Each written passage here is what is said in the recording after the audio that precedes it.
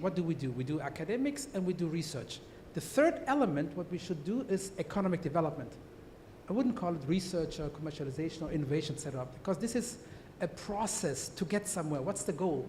The goal is in institution or university is to provide academic, research, and economic development. And then the means to get there are several means to get there. Yeah? And if we have that mindset from an institution, not research or commercialization, innovation, but if we have the mindset of economic development, then we are setting the right mindset to talk with the industry. Thank you very much. We will entertain a few questions from the floor. You have heard the different perspectives of university-industry linkages. I'm sure there are a number of issues you'd like to raise as you think of how to build stronger linkages. By show of hands, I can have the first question. Yes, we have one there. Please, you can get the mic to that head of the room. Maybe we can take 3 questions at a time as we come to the end of the session. Yeah, thank you very much, Professor Mureithi, Testa University. The issue of industry and academia is a real challenge. You find that the academics are highly educated. The industrialists, mostly they are not highly educated. And so sometimes they block the academia from accessing the industry. How do you reconcile the two? What I've seen, so that at least we have more of the industry coming to the universities rather than the university going to them, because you can already see a bias. The educationists have they have an attitude, the industries have an attitude, yet the industry is where the money is. We have also had many workshops like this one. I think we had one in 2018, it's 2022, not 2022 or 2021 here, this, the other side, on the same issue of linking the industry and the academia. But we never invite these industries to these forums so that we also hear what is their view. A very interesting question. We're going to dissect that. Any other question? You have another question from there? Professor Muchiri. Thank you. My name is Professor Muchiri, the University of Technology. And you could kind of indicate the person to which that question is directed. Yeah, my question goes to Mr. Altuntas. Yeah, thank you. Altuntas. Yeah. Yes, the executive chairman of the World Business Angels Investment Forum. We are quite impressed to hear the $9 billion plus dollars donated by the angel investors in the other parts of the world. And in this part of the world, we've not managed to build that kind of a portfolio. What would be the starting point, and how can we engage with these kind of investors to find value in investing in startups?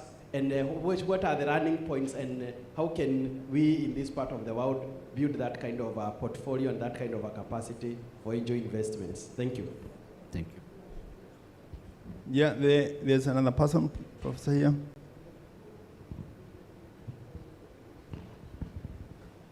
Good morning, my name is Kariuki, I'm from the private sector. I think we are missing the point when we ring-fence research within the university ecosystem, because some of the most fundamental disruptive innovations have not come from mainstream of science. They have come from hustlers outside. So there are 2 things I'd like to mention here. One, I think universities should do inventions, patent their inventions, and leave the commercialization to risk takers, because risk takers will address market demand, market need, because if universities are funded to do research for products that the market does not need, then that is taxpayers' money going to down the drain. 2, we seem to have a national innovation fund that is ring-fenced for universities only. It should be open to everybody with an idea, not through calls that they should fund research from the private sector, because the private sector is in tandem with the market demands. The universities may not be addressing a market demand problem. And if there is no demand for anything you are researching on, then it's dead in the water. Thank you. So we have 3 questions. Maybe you did not indicate the question, the person that the question is directed to, but we would address the issues that relate to this session so that we don't move away from the subject. There is a question that has been asked, which is basically a question for National Research Fund, and we have the CEO of the National Research Fund seated there at the back, Professor Adara. I think we can answer that in a different session, because I think you addressed part of that yesterday. But there is also the question has been asked about the portfolio, investment portfolio. And I think you can respond to that. We have the global money available from around the globe, from people outside this region. And then we have the idea that that money can be available in the local ecosystem. And the third thing is that we can also build a portfolio of local investors to invest in the startups. I don't know how your organization facilitates development of the ecosystem in that regard. Yeah, Mr. Otunas. Thank you. Thank you. I want to answer this question by including the answer of the other question too, both together, because now, as I told you, the OECD statistics show that one entrepreneur in every 10 invested entrepreneur is creating a success story, which means you are putting your 100K today and getting 2M, minimum 20 multipliers in the next 5 to 7 years. But one of them is creating this success story. 2 of them are bankrupted, 2 of them are flowing, 2 of them we don't know what will happen in the future, etc. This means if I'm a qualified investor, I will never put my 100K to one entrepreneur. I will put 10K to one entrepreneur, 10K to other one, and I will put it to distribute it to 10 different entrepreneurs to minimize my risk. This means, as a matter of fact, I am creating a small portfolio, a startup portfolio for myself. But this startup needs 100K to scale up the business, not 10K. So I have to find other 9 like-minded angel investors to co-invest, to put money together in this portfolio. This means I have to create an angel group. We are calling them as BAN, Business Angel Network. So now I am coming to the other question, because he asked how we can boost angel investment trend also in Kenya, in Africa. This is the main question. I am adding one more thing to this question. How, because most of the participants here are from universities, and how can universities take a role in this process? Now the new trend in the United States, in Europe, are universities are establishing their own business angel networks. If you Google, you will see Harvard Business School Angel Network, Miami University Business Angel Network. Why? Because these universities are trying to kill 2 birds with 1 stone. Number one, they are keeping their good relationships with their graduates, even after their graduation. Second, they are also benefiting from the know-how, mentorship, network, and finance of their graduates for the R&D projects of their universities, and also for the startup businesses produced by the students studying at the universities. So let's say your university, Nairobi University, NBAN, Nairobi University Business Angel Network, will be a good gathering of the graduates to invest in the universities they studied before. So this is something like giving back to society, giving back to their university. So universities can take an active role to establish their own business angel networks in cooperation with the alumni associations, and invite their graduates to invest in this, take an active role as an investor in this process. But this will not be enough to attract global investors, because global investors should come to the game in order to create an exit strategy in the future, isn't it? Yeah, sure. Unfortunately, company valuations are different from continent to continent. Most of the European startups are moving to United States when it is time to scale up their business. Why? Because the same company is, let's say, company valuation is $1 in Europe, but when they take this company to the United States, it is $10. I have no idea about Africa, but I think the same thing. When it is time to scale up the business, maybe they will move to United States to make better exits in the future. The Kenyans want to move to London. I don't know. Do you have been part of that? Or to London. Yeah, London. Yeah. So what do we need to do in Kenya so that we can also be part of providing that? I think diaspora is a very important asset to boost the early stage equity markets, because diaspora is very keen to invest in the entrepreneurs of their own countries. And they have good connections in the countries they live, in Silicon Valley, in London, wherever. And they are very keen to make investment. The issue is here, co-investor. Who will be the co-investor from the local markets?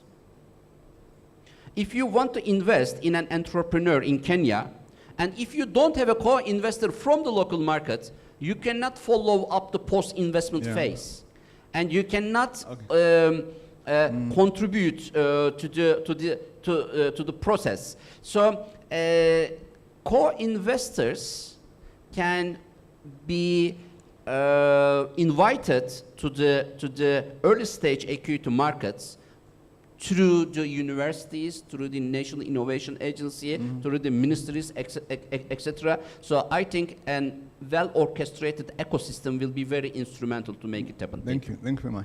I think we are coming to the end of this session. Final word, Emily, briefly. Thank you so much.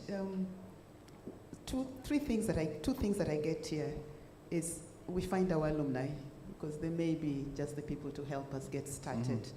And I think for me, even if there's small steps that we start with, but they must be deliberate, and we must have a focus. And I'd like to just perhaps, our participant from the private sector who was talking about that funding, having some funds ring-fenced for the university.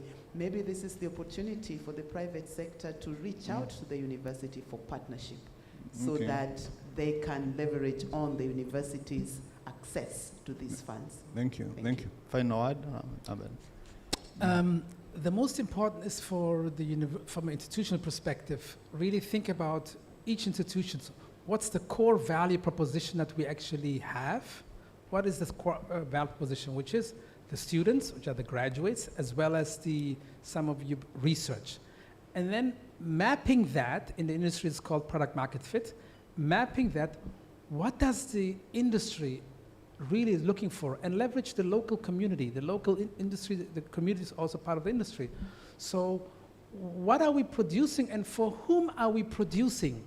If we are not able to answer the question for whom are we producing, then there's no industry that's going to pick up whatever we produce. So it's very important to direct whatever we research and the activities towards what is actually out there. What is out there, what need is out there, so we can deliver that value to the industry. It's a mindset. Once we change the mindset, then we understand how the world works, how the industry works, and then we will be able to really create an impact. It's not just industry-academic relationship, but we want to create an impact, and that's the focus we should keep in mind. Thank you very much. We don't have Dr. Gray, do we? Do we have her online? So we don't have.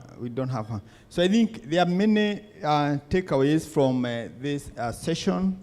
We understand the angel investor ecosystem a lot better, and I think the importance of building capacity in the university has been brought out very, very strongly. We understand how we need to look at the work we do and the approaches we should have from an industry perspective, picking up the pain points, and also understanding that at the end of the day, both the financing organizations and the industry themselves are looking at the bottom line. They want value for money, they want return on the investment. I think the issue of the relationships is very, very important. And also based on the questions that have come from the floor and the sentiments by Emily, there is quite a lot of work that we need to do there so that we build trust and the university researchers can be comfortable in the partnerships with the industry. That is work that we have to do ourselves. And we also had a very elaborate presentation from Dr. Gray about the AstraZeneca and the issue of relationship and the way the contracts are managed and the kind of partnership they have that they can even release samples for research in the universities to have complementarity. We've been told how they work, and there's quite a lot that we can learn from that. This is a session of 30 minutes. We are covering very broad subjects, but the idea is to point out, to point us to the sources of information and to also indicate that the industry is there and is willing to engage with the universities. So join me in appreciating our panelists. Yeah, all of them. Thank you very much. Thank you very much. So we now go to the next session. Santan. Great summary. Yeah. Thank you. And a big hand for the moderator. Karibu. So we go to the sign-in session. I need to be guided, Dr. Omwanza, and is Dr. Omwanza and the chairman of, oh, you're going to help us to take us through that. Yeah, okay.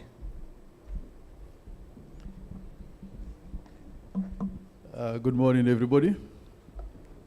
Are we tired?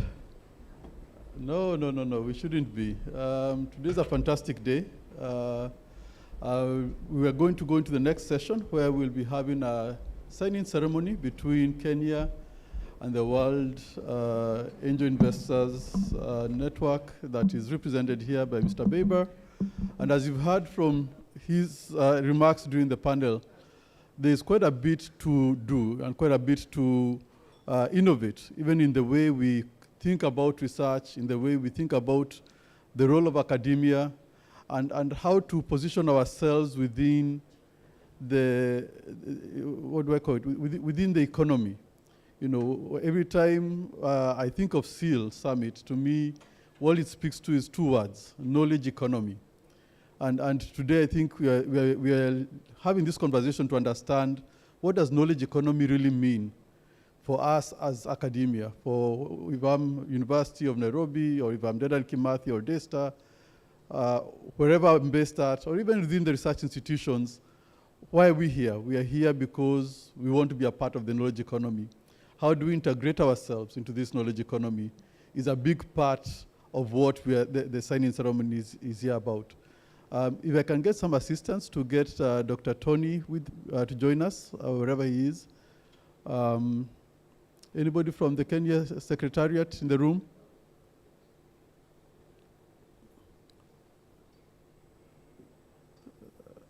It will help us to, there he is. Daktari, we are waiting on you. So in that case, I will go ahead and invite Dr. Tony Omwansa and Mr. Weber at Luntas. Please, karibuni sana. Welcome to the high table. We need the documents. Yes.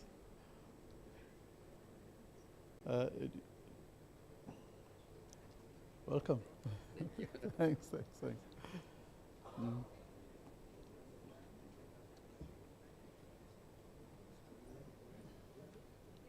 So we will allow Mr. Weber to maybe give a few quick remarks, and Dr. Tony also on the same, just on why we are here.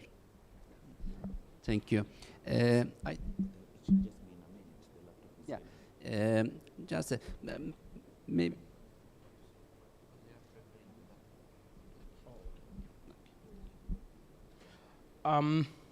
Thanks. Dr. Robert is our chair of technical committee, so I'm not signing this before he has endorsed it. You know, strategically, as we said, the Innovation Agency is going to be focusing on the commercialization systems, and is going to focus on the startup economy or startup ecosystem for that matter. So over the last 2 years since we started the institution, we've put in a lot of weight on the commercialization systems, and that's how we're all here. We are doing the institutional support program. We are doing the R2C program, piloting and beginning to scale it. So we feel we have a good track on the commercialization dimension. On the startup economy now, we want to try and attract more and more partners to this area. So by the time we're even hosting the next CEIL Summit, there's going to be a heavy agenda of startups that have actually emerged out of our own institutions.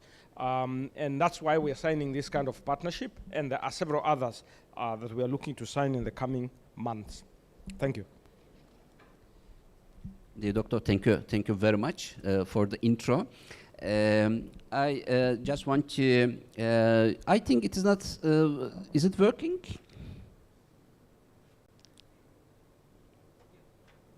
Is it working? Because I'm clicking and it is not good. Okay.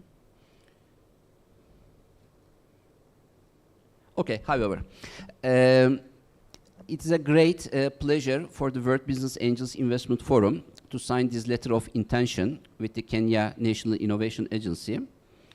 Until now, we wanted to promote the financial inclusion framework of the VBEF for science and technology parks around the world. But for 2024, in our General Assembly, we decided to also promote the framework for higher education. And the first steps came from Bahrain. We made some meetings in Bahrain with Higher Education Council, and then Pakistan government came, and Azerbaijan. And last week in Pakistan, after signing the LOE, the letter of intention almost 6 months ago in Pakistan, last week with the inclusion of 15 universities, we initiated the project last week. So this project, I will try to show you now, is about including universities in the financial inclusion process, which is described as a roadmap for developing economies by the G20 leaders. As you know, digital transformation and business transformation are key parameters for post-pandemic times. And we know that small businesses need support for the digital transformation phase. But this is not something cheap. Digital transformation and business transformation issues are not cheap. And we know that small businesses are now suffering financially, and it will not be very meaningful to invite them to invest in digital transformation from their pocket while they are suffering to pay even the next month's bills. So as VBEF, we developed a financial inclusion center which will ease access to finance for entrepreneurs and also support their digital transformation phase. So I just want to show you now what is in for universities here. I think you see my screen. Could you please take my screen to the,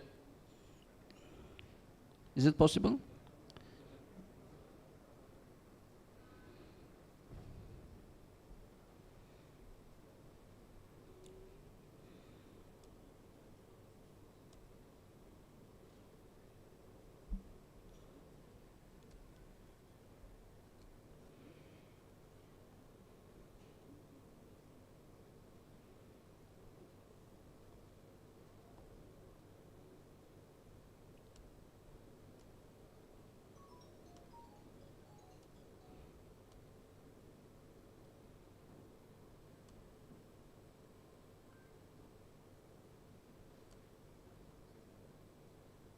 No, no.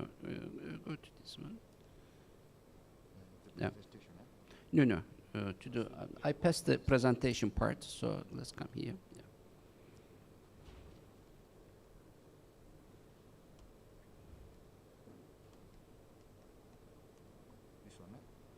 Yes.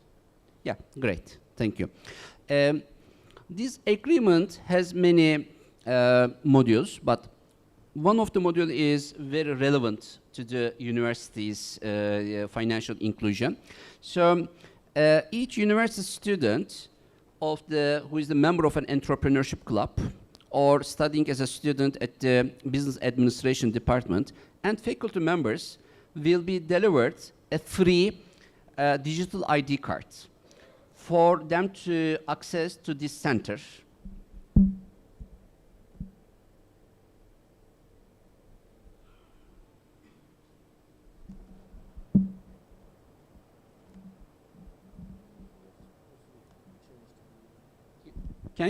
Can someone help me?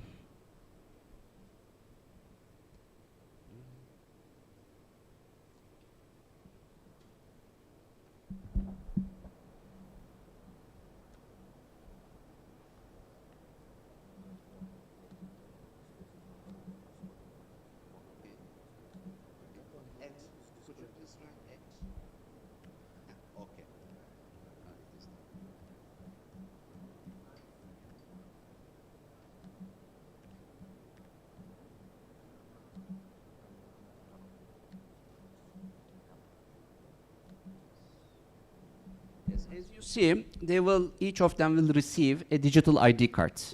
And with this digital ID card, they will have access to this center. When these students come to this center, they will have an access to new markets group.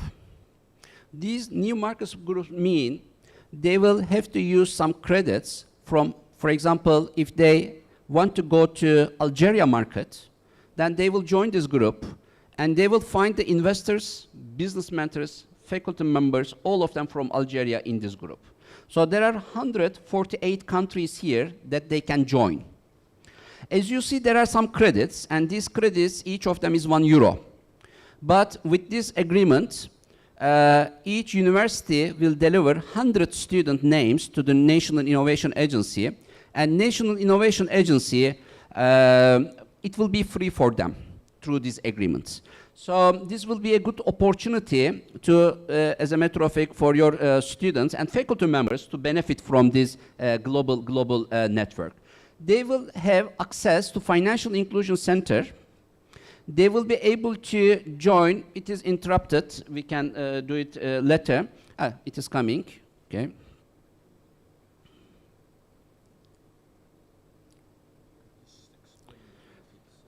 Yes. The benefits here are, just a second. Yes. You see there are 4 institutions here. The Global Center, Business School, Startup Investment Promotion Agency, and Publication House. When we click to Startup Investment Promotion Agency, then they will go to there and they will have an opportunity to pitch online to investors. So we are going to make an Kenya Innovation Pitching Day for startups of Kenya online here, and we'll connect them with global investors. This is what we did with the Harvard Business School Alumni Association, Miami University. Next week, George Washington University Innovation Center is signing an MOU online. I'm inviting all of you, however, it will be online. So as you see here, we have an auditorium, online auditorium. In this auditorium, this is the global fundraising stage, and startup funders will pitch to investors online here. If the investors are interested, then they will move to investors room, and they will make one-to-one meetings in this investor room. If they need mentorship, then they will have also the mentors hall here. as you see, the Jamaica government is now running a mentorship program here online, and we are connecting them with international mentors from their mentees by the way, this Startups Hall is interesting. Here, each entrepreneur will have an exhibition booth online. They will upload their investor decks, and they are going to communicate their investment opportunity with investors, and investors will be able to download everything from here. So I think this is a good opportunity for entrepreneurs, and we are going to include to the exhibit hall our partners hall. I think it is coming. Okay. I am inviting you to visit the center. You can have an access from id.wbaforum.org. And you can also visit the toolkit area, videos, books, mentorship, education, events. When you click the events, all these students and entrepreneurs will have free access to all events on entrepreneurship, innovation, which are run online here. So I am taking so much to Dr. Tony's leadership, and to tell you the truth, his leadership this morning took us in a nice way around the room. I'm inviting all of you to our World Congress of Angel Investors, which will be in Durban in South Africa on 21st and 22nd of November. I'm planning to start the Congress with such kind of an introduction, the dancing style, which I liked very much. Dear Doctor, thank you very much for your vision again. And I am sure not only Kenya National Innovation Agency, but all Africa will find a rewarding experience by joining our global efforts here. Thank you.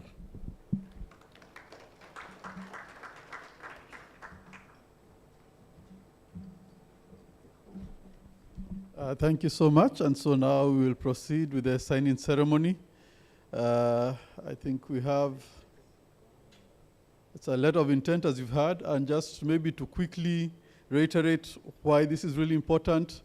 I believe I've been having a lot of conversations with the university VCs and some of the deans also on the issues of setting up accelerators, innovation hubs, or the technology park.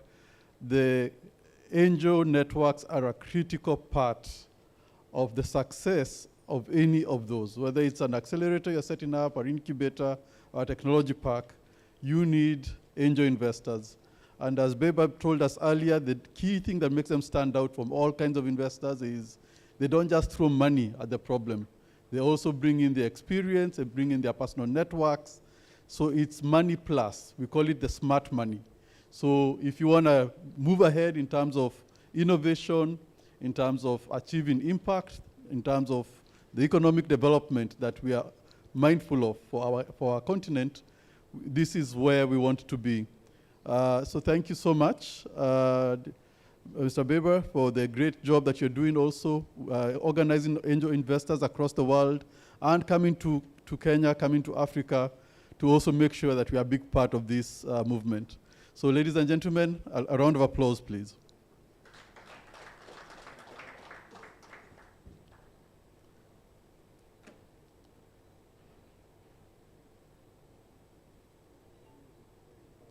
There we go.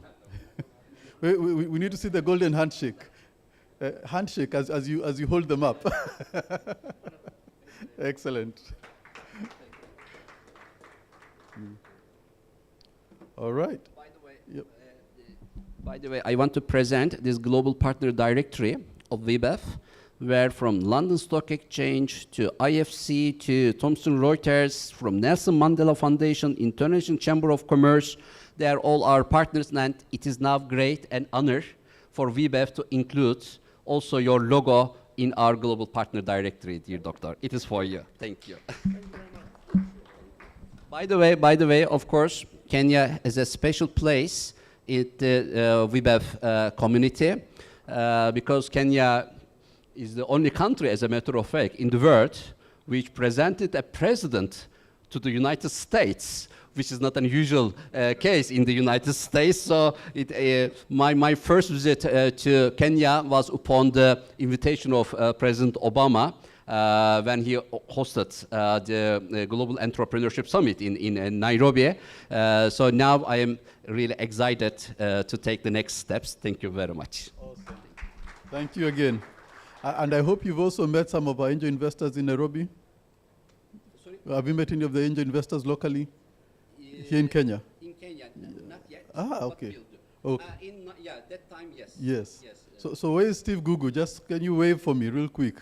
Stephen Gugu, he's the founder of Victoria Ventures. That's the first angel network here in Kenya. Yeah. And then we also have Naiban. I don't think they're here in the room, but we do have at least some representation that we should be able to connect you with. Thank you. Awesome. Thank you very much. Karibu. All right, so I think with that, I believe we are ready for the next session, which is a health break, but I don't have the timing. So, Prof, are you coming to speak on that?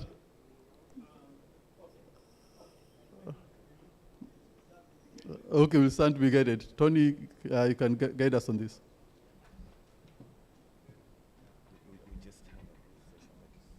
Oh, there's one more session. Okay.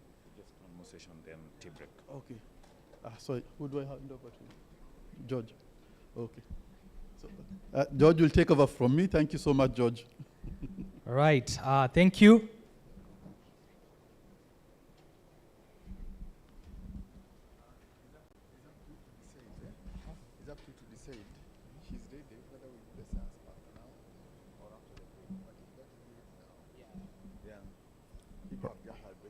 All right, great. So I will also take the pleasure to invite Prof, who will call the next session speaker. Thank you. So we are pushing the tea break ahead by maybe 15 or 20 minutes so that we can conclude this session on university industry linkages. So the next presentation is going to be on science and technology parks with a special focus on the Dedan Kimathi Science and Technology Park. The presenter is Madam Ruth Mureithi, who is the Director, Innovation and Entrepreneurship Management at Dedan Kimathi University of Technology Park. It's actually Dedan Kimathi Science and Technology Park, which is hosted in Dedan Kimathi University. She's at the forefront of developing entrepreneurial universities in Kenya through supporting commercialization of research, innovation, and enterprise solutions. She has over 15 years experience, including working with banks. She has been an organizer, coach, and a judge in many innovation challenges across the country. She holds a master's degree in business administration and a bachelor's degree in education, economic, and accounting from Maseno University. She is a member of the Women Network of International Association of Science, Parks and Areas of Innovation. And in 2022, she was a part of the team from Kenya that defended a bid to host the 41st International Association of Science Parks and Areas of Innovation World Conference, which will be held in Kenya in September next year. To be Nairobi. And so, welcome. Madam Reed, you can come over here. Okay. Good morning. Good morning once again. So I'm here to discuss with you the opportunities for investors in the space of science and technology parks. And I'll start by defining what a science and technology park is, as given by the International Association of Science Parks and Areas of Innovation. So they define a science and technology park as an organization that is managed by specialized professionals with the aim of increasing the wealth of its community by promoting the culture of innovation. So science and technology parks are all about innovation, and that is why it's a space that is critical for what we've been discussing here. And how do these science parks meet their goals? They do so by managing the flow of knowledge and technology amongst universities, research institutions, industry, and also the government. So this is done by facilitating the creation and growth of innovation-based companies through incubation and spin-off processes. So how did this concept come in Kenya? So this concept was born through the Ministry of Education under the auspices of the State Department for Higher Education and Research. They spearheaded the development of a national 10-year master plan for development of science and technology parks in Kenya. And in particular, 2 nodes were identified, one in Dedan Kimathi University of Technology and the other one at Konza Technopolis. So why was this important? If you go through our Vision 2030, the aim is to transform our country from an agricultural society to a knowledge-based society. So how do you achieve this? You achieve this through innovation. Technology will help us transform to an industrial society.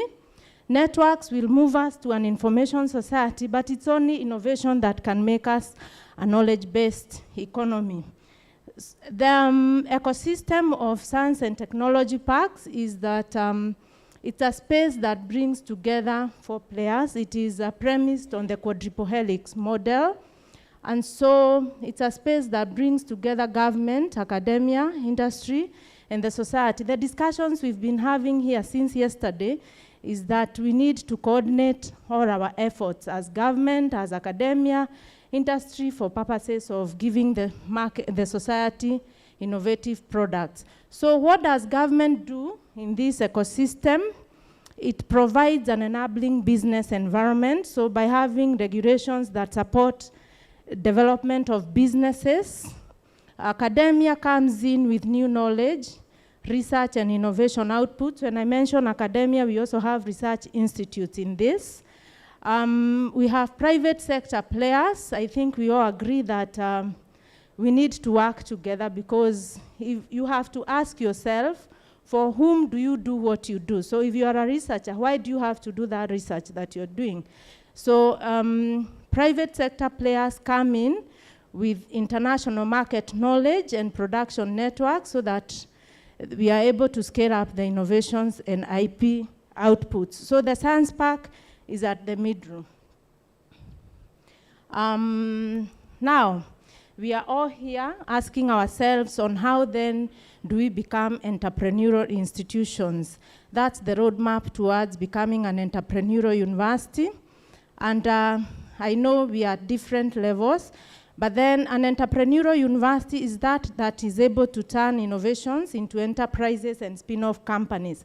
And the science and technology parks come in to offer spaces for these startups and spin-off companies that come out of these innovations. So along the way, I know we are at different levels, but that is the roadmap towards becoming an entrepreneurial university. So I want to share with us at a glance what we have in the university, in the Science and Technology Park at Dedan Kimathi. Our Science and Technology Park sits on 177 acres of land. The park is themed. We are pursuing 3 thematic areas. So we have design, materials, and manufacturing. We have ICT. And at the far end, we have agri-tech.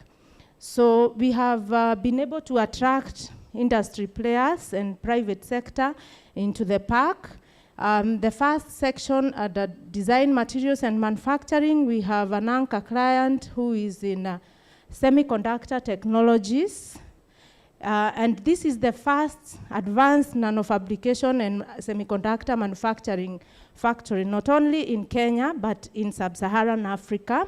There is a lot of R&D that is happening around the areas of semiconductor and nanoscience in collaboration with this investor. We also have another 4 investors in electronic devices manufacturing. They are also in that area. Under the ICT, we started an animation, gaming, and film hub with the name of establishing a digital media city. Again, the creative industry is huge. Under the Agritech, we also have an investor.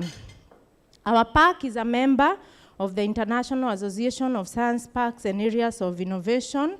And I know the speakers before me talked about the World Conference being here next year in Kenya. So it's a big opportunity for us in academia to join this ecosystem so that we are able also to tap into the opportunities that it comes with. So how is the framework?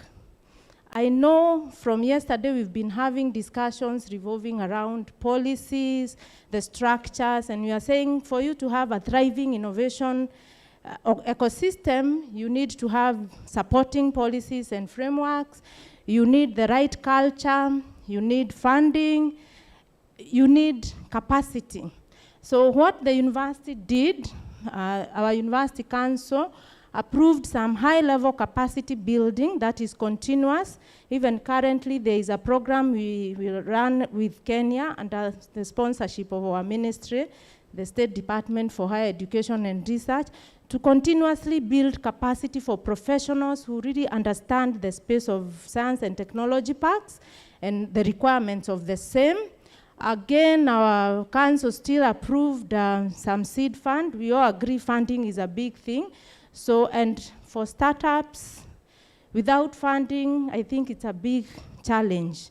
So our council also approved some seed fund for startup companies that emanate from the innovations that and research outputs in the university. I'm one of the beneficiaries of those startups. We have a startup in the university that was born in 2019 that is producing some natural products for ladies. We are the home of 5 anchor clients. I think I've mentioned before that under the various themes, we have anchor clients, and we are also home for the Origin Labs physical hub of East Africa. This is a platform that will also require a lot of innovations and towards solving our own problems, our own challenges. I think for the longest time, we've been waiting for solutions from the West. It's time that we wake up and start providing solutions for our own. So we have enabling policies and frameworks under which the Science and Technology Park is premised. So the park is a national park. It's a national government project. And so the universities have signed some MOUs with the surrounding universities. We have around 8 and some research institutes so that they feed into the academia.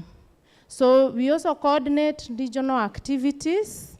We join our partners who are members of the International Association of Science Parks to plan and actualize the conferences. We usually have annual conferences for the Africa division of IASP. I mentioned earlier, we are also hosting the Origin Research and Innovation Labs, that is the physical hub for the entire of East Africa. So what are then the opportunities that are available for innovators? We have infrastructure and facilities. This is access to state-of-the-art infrastructure, laboratories for testing their innovations, their prototypes. So that is available for innovators in the Science and Technology Park. I've talked about Seed Fund. And now with what Kenya has done today, signing the letter of intent with World Business Angels Forum, I think it expands that network. So we shall now have access to angel investment and also funding. So we have business support services. In the park, we offer mentorship. We have a center for innovation and entrepreneurship management that supports these innovators in terms of support services like marketing, legal, and we also connect them to professionals who can assist them to navigate the journey of starting and growing their businesses and go-to-market strategies. So the collaborative environment, I think I've talked about who is in this ecosystem. We have the industry, we have government, we have academia, so they have access to that kind of environment.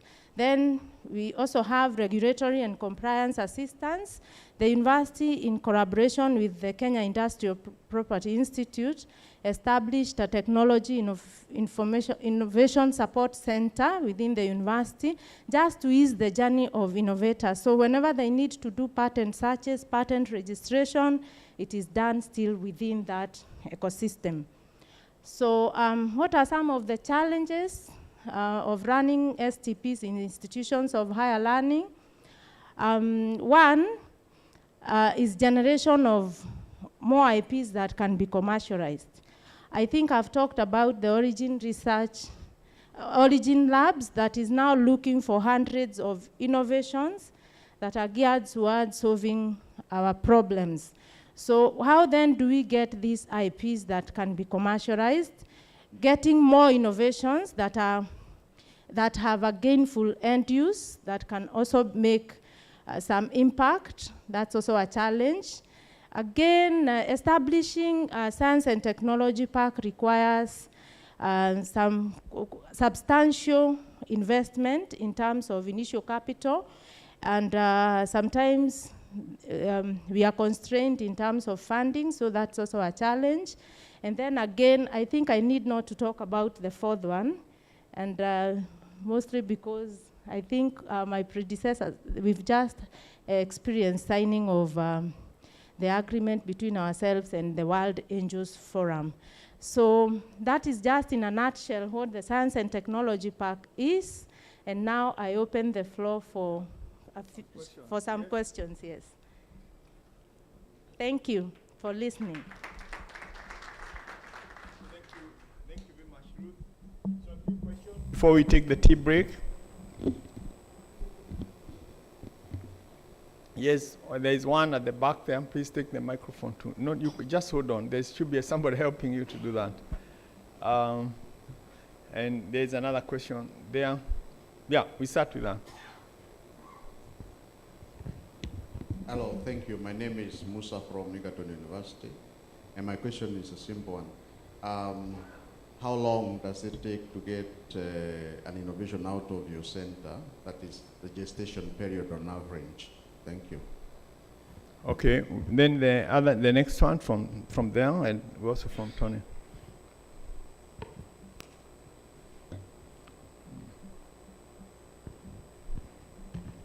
Thank you so much. My name is Professor Paul Kimurso from Egerton University.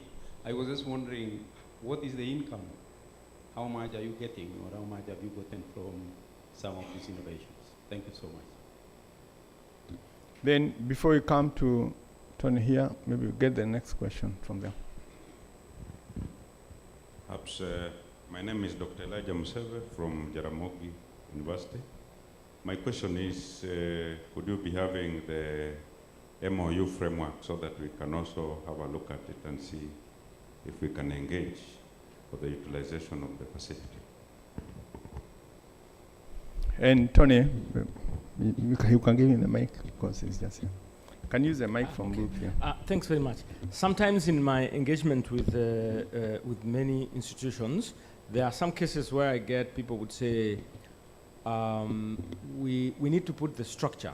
We need a building, like a complex facility for us then to drive the agenda.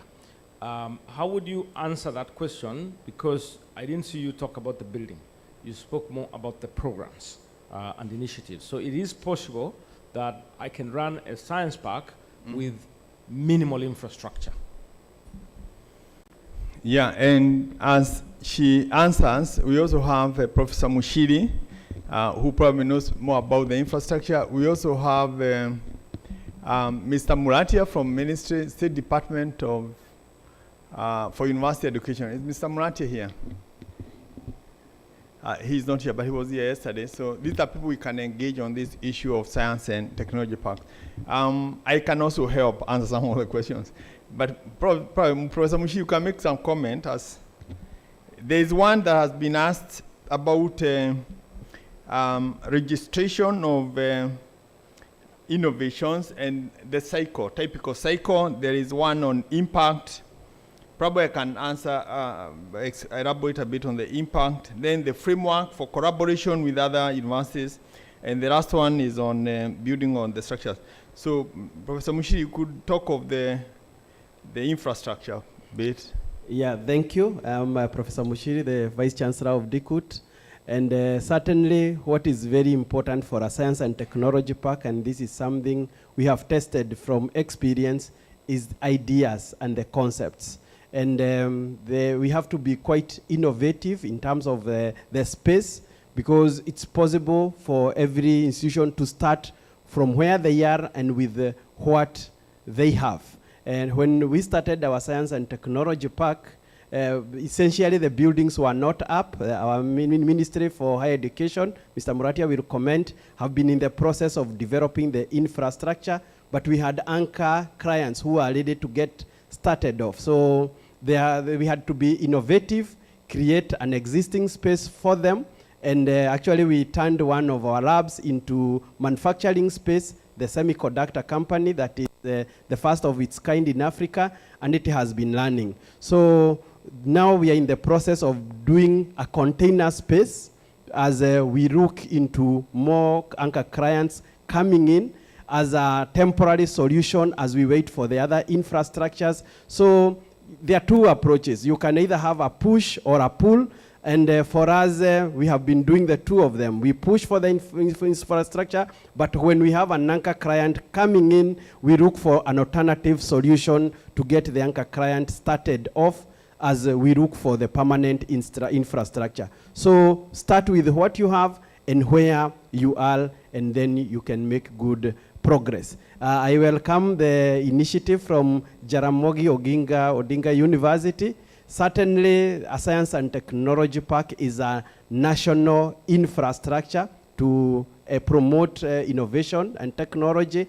And we welcome you, and we welcome all the other universities to come and partner with us. Already, we have an MOU with 8 universities, and we would be happy to have all the universities who are willing to come in and partner with us in developing that infrastructure. It's a very important infrastructure for commercialization of technology. My former VC, Professor Kioni, this is one of his mastermind plans for the university, and I'm very sure because he's still in the entrepreneurial ecosystem, will help elaborate some of these points. And thank you, Ruth, who is the manager of Science and Technology Park in DICUT, who can take over from there. Thank you. Okay. So over to you, Prof. Thank you very much for that comment. Now, just to add, and this is generally about the science and technology parks around the world. I think it's very important to be, for universities to join that network. And we cannot emphasize enough that is really a great opportunity that we have the IASP conference held in Kenya next year. So all the angel investors we are talking about, led of course by Mr. Otuna Sia, will actually be in the country. All the managers of leading scientific parks, including Silicon Valley, Arizona parks, the ones in Brazil, managers of also incubators, accelerators, they will all be here in Kenya. So it's an opportunity for us to really get educated, establish contacts with the leading players in that in that sector. So I say that because we need to have more universities being members of the International Association of Science and Science Parks and Areas of Innovation. Currently, we only have Konza and Dedan Kimathi University. So we need a bigger membership. Kenya? Okay, it's good that Kenya National Innovation Agency has joined. And I saw the Konza team here. The conference will be hosted by Konza Technology Development Authority. And it's such an important event that is already supported through a cabinet resolution. So there is also a lot of organization that is going to precede the actual event itself. And for us who are involved, we are looking at it as an opportunity to build our capacity as universities and other institutions, the TVET sector as well. So there are also a lot of courses that are offered under that umbrella. Some can be designed specifically to meet the kind of challenges that we are discussing here. And you get the best resource persons from around the world. So that's the first thing. The second thing is that there is a bit of science parks going virtual. So you don't define the space anymore at just the geographical space. Initially, we were designing parks and restricting the operations to the geographical space. But following the experience of COVID-19 crisis, what happened is that people started operating virtually. So there is that aspect also that is not just the infrastructure we are now talking about, but we can achieve the objectives of Science and Technology Park, which is really the triple headaches that you have seen, virtually. Now, in terms of impact, and in terms of benefiting from what is going on in the science park, you just need to visit. There can't be specific MOUs because science parks are for the private sector. So you don't want to regulate what the private companies are actually going to do.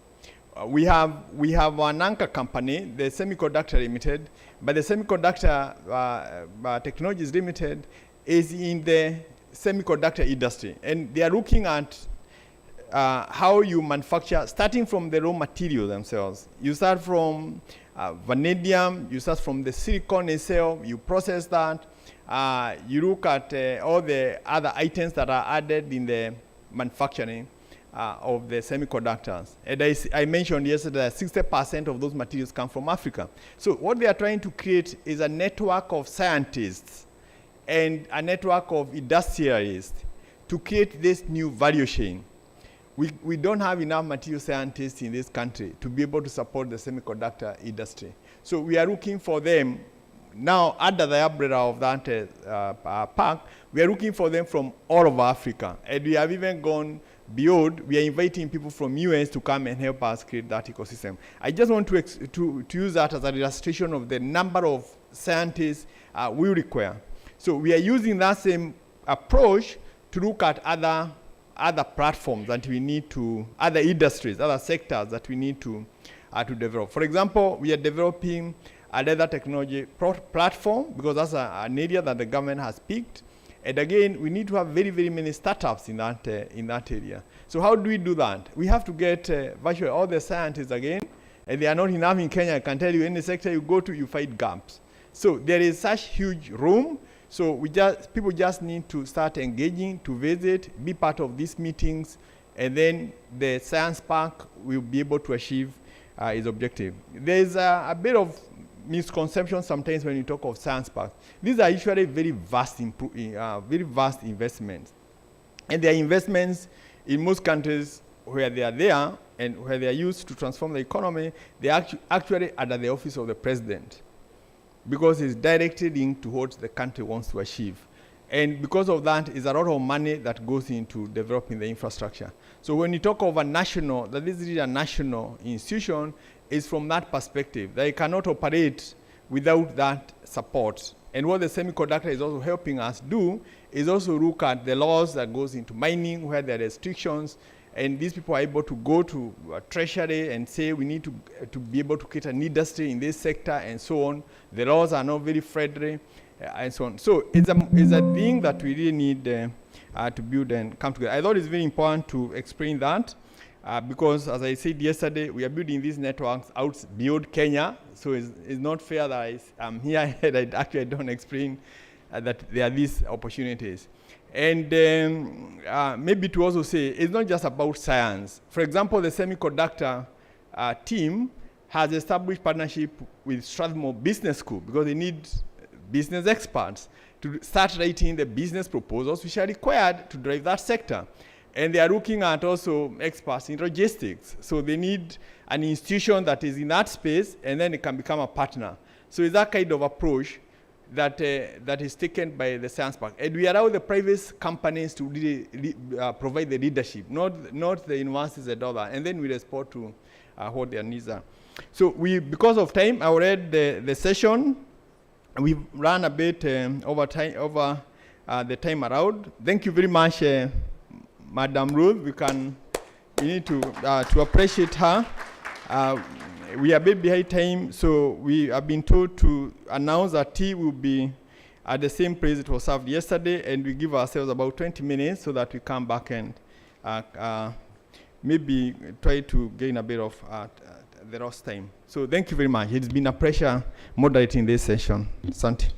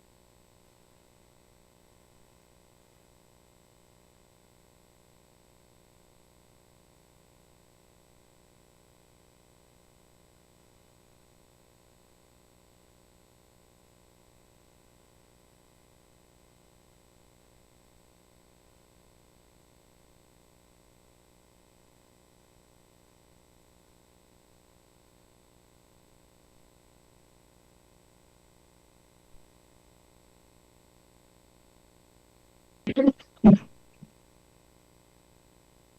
no.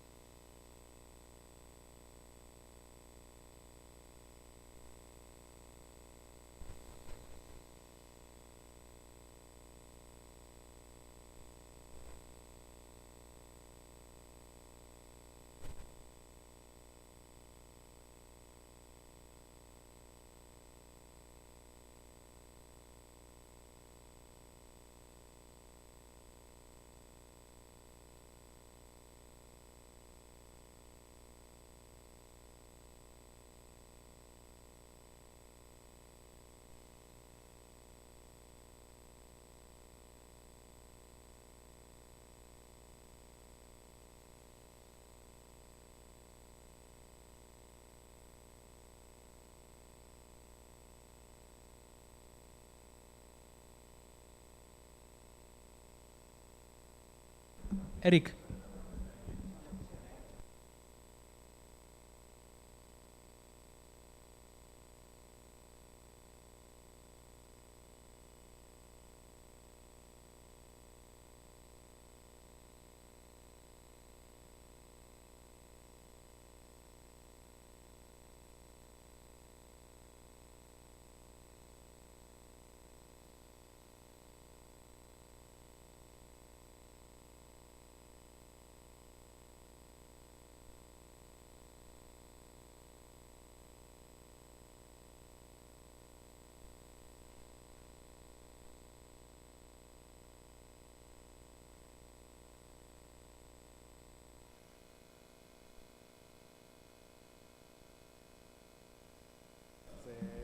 Professor Kion.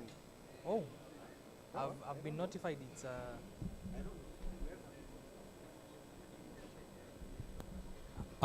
So let's kindly reconvene right here at the Arabuko Ballroom. So we get started for the next session. So kindly, if you're still outside, tafadhali tujonge huku ndani ndio tuweze kuanza. So let's be seated as we get started with the next session.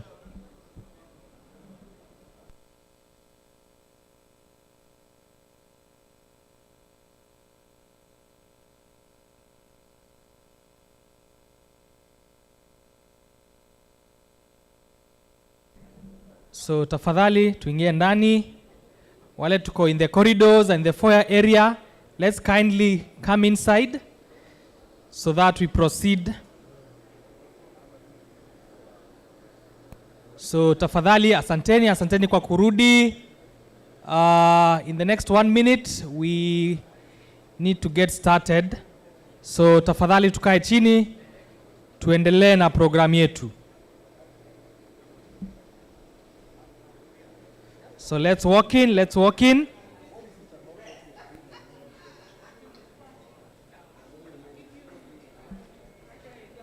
Asanteni, tuendelee kuingia ndani.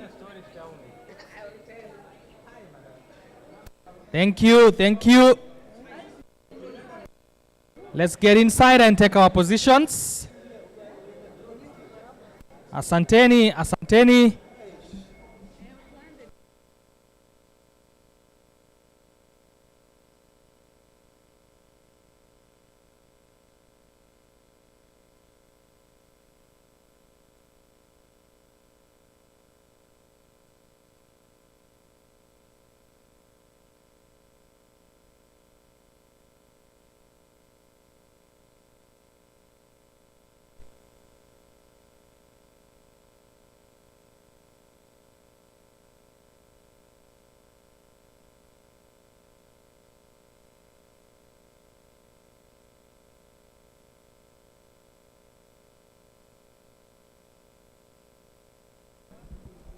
All right. So tunaomba tuweze kuanza.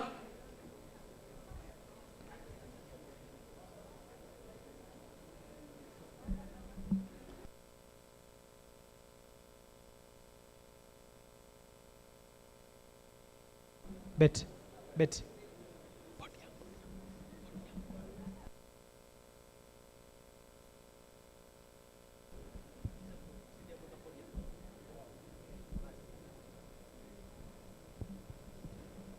Asante, thank you for walking in and for settling down.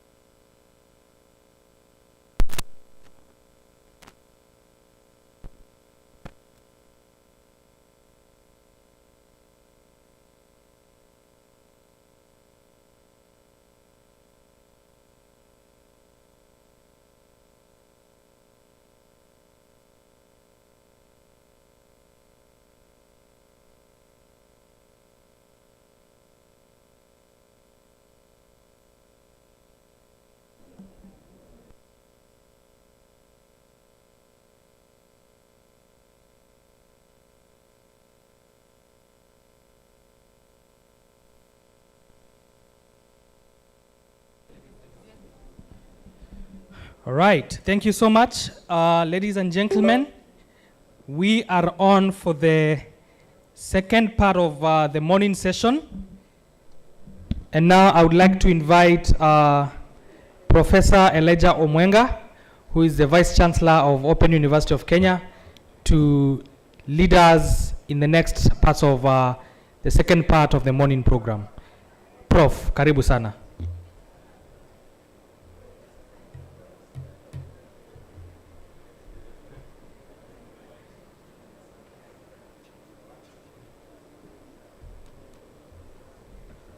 George. Thank you, George, for ushering us into this. I request that those who are outside, if you can hear me, you come in, please. Those at the foyer, at the gate to this place, please come in. Before I go straight into the program or the session I'm responsible for, allow me, ladies and gentlemen, to introduce a small part in our program that may have been missed yesterday. And now we have a chance to listen to this very astute individual. If you look at your program, there is a session there, yesterday's program, there is a session, presentations and reflections, which was to be presented by Dr. David Muthaka. I want you to go to that program, that part of the program, because I want to say something about it. Dr. David Muthaka. Are you in the house? Yes. We are privileged to have him here today. Dr. Muthaka comes from the Commission for University Education. He is the Deputy Commission Secretary, Planning, Research and Innovation.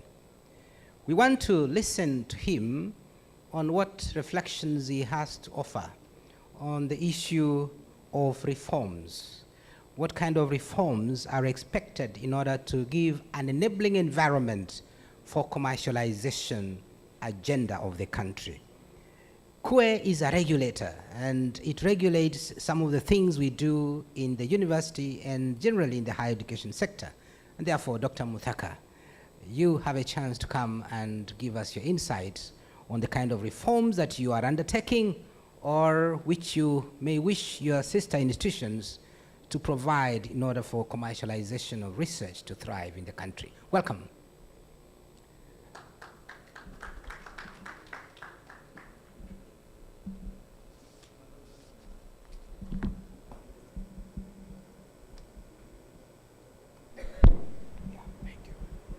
How much time do you need? I was given 15 minutes.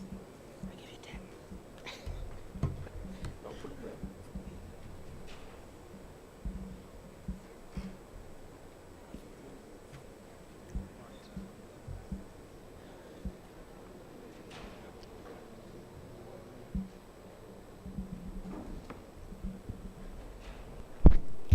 Thank you, Prof.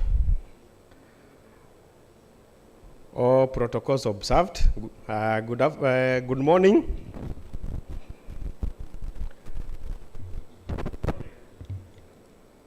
As introduced, my name is Dr. David Muthaka, working at Commission for University Education as a Deputy Commission Secretary in charge of planning, research and innovation. And I'm here representing our CEO, Professor Mike Kuria, and I want to thank the organizers for seeing it fit to have the commission being given a chance to present. We were to present yesterday, and I'm glad that we have been offered a chance this morning.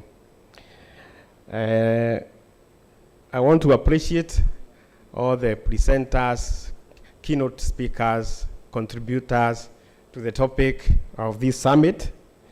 And I'm wondering whether there's more to be said than what has already been said. But given that we have been given this chance as a commission, I will take you through a few slides of our thoughts. And you allow me, as I take you through these few slides, to just give a small background of who we are as a commission for university education, which is established under the Universities Act of 2012. And I have highlighted one of the key mandates of the commission being to promote the objectives of the university education. So we are promoters of the objectives of university education.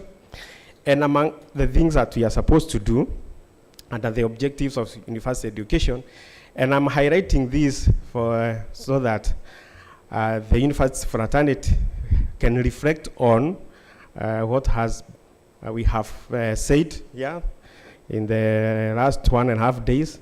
And one of it is advancements of knowledge through teaching. So teaching is key, is there. Scholarly research and scientific investigation. So those are the 3 areas, other than community outreach, that the university education is supposed to meet as an objective. Second being dissemination of outcomes of research conducted by the university to the general community. That being promotion of the highest standards in quality of teaching and research. When you have quality research, it should be able to take you forward to the next level of the impact in the society. And fourth being support and contribution to the realization of national economic and social development. I picked those 4 objectives because they are relevant to our discussion for the 2 days we have been here, or we shall be here. And what we are seeing is that university education can contribute to the realization of the Vision 2030, the Kenya Vision 2030, and the economic development, but they require industry and other players for impactful contribution. And I'm bringing this because you'll be able to see, before we go to the proposed reforms, where do we have weaknesses? And one of the areas we have highlighted is that there's an isolation between the 2 sectors. We know there are attempts by specific universities to bridge the gap, but the 2 sectors operate in isolation for a very long time. And there was a research that was undertaken in 2019, which has shown that 70% of collaboration between university and industry is on student attachments. And collaboration in research between the 2 sectors is below 14%. You can already see this 2019, I am not sure a lot has changed between then and now. And this is, you can see the areas that we have: attachment, research, sponsorship of university events, students also again at diploma, partnership through the REWA agency, and mentorship of students. And this is what we need to change so that we see more collaboration between the university and industry on curricular development. And when we have that, especially, which we will be proposing later, is in curricular development, change should start there so that we see the contribution of industry in the programs, in the content of the programs that we are teaching. And as far as I'm concerned, this will fall through to the research and to the commercialization or output that we want to commercialize. In the same research, we interviewed some key government ministries, and this is what they said. I have highlighted 3 areas. One is that there's no clear policy on university-industry linkage. 2, only a few ministries have previously been involved by some universities on curricular development. And 3, research findings from the universities are rarely shared with the ministries for systems improvement. And the third one should be very deliberate. It's not the usual, in government policy making, it's not the usual dissemination that we do with research findings, and then we let any stakeholder to take what they think may deem fit. This should be very deliberate.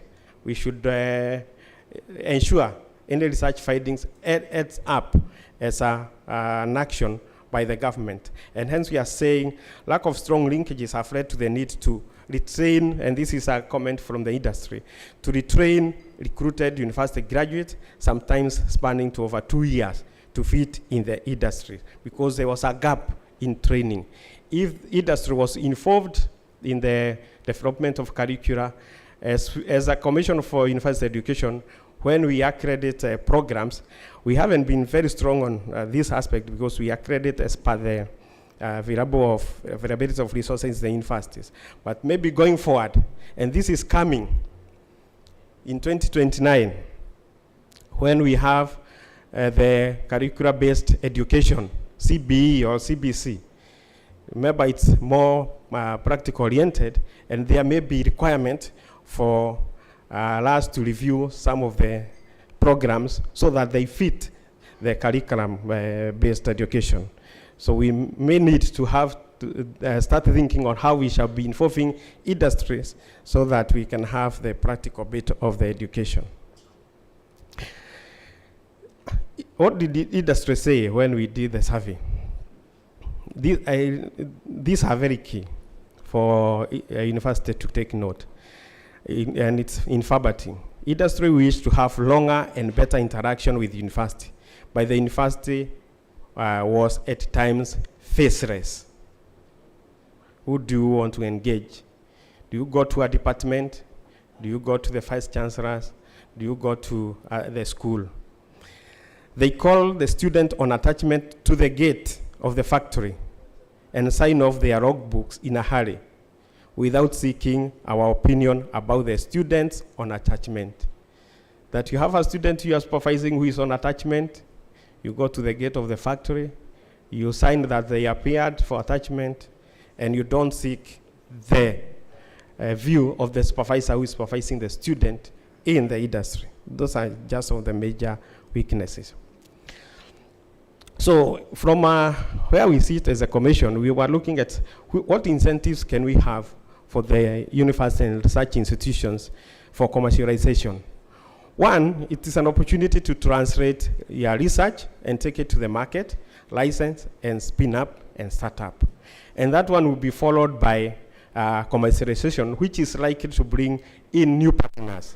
Majority, we have had majority of the funding institution on partners will be eager to associate with success. So the moment you are able to commercialize is when you are going to attract more funding, and more funding from partners, which will mean more income to the institutions and sustainability in our institution. However, we like to do it in reverse. We want to attract funding.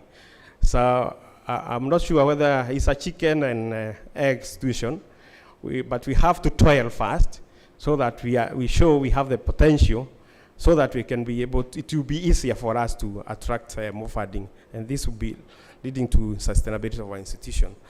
It will also increase productivity in universities and research institutions, as well as the rewards for those involved. And this will actually do away with the question of how do you balance teaching and research. It will also be able to demonstrate the impact of research that it has in society and protect research outputs in whichever form, because the moment you commercialize, you'll have gone through copyright and patenting. I had a slide on the output from the universities. Publication, you can see there are so many that year of 2020. Innovations were 391. What ended up being patented from the research and publications was only 44, which means the translation rate is a bit low. I had taken these photos from when I was doing a review, and it was a question of the products we want really to commercialize. On the left-hand side is a car, I think it's associated with Laikipia County. On the right-hand side is yogurt milk from Mukoroine Wakulima Dairy, which is in partnership with Dukut. And it's a model that they have been able to take to the market. So it answers the question, the products you want to commercialize and how, because it's partnership between Dikut and the Mukoroine Wakulima Dairy. It's a yogurt. Of coffee, it's a coffee flavor yogurt. So which are the possible areas that we have highlighted for reforms?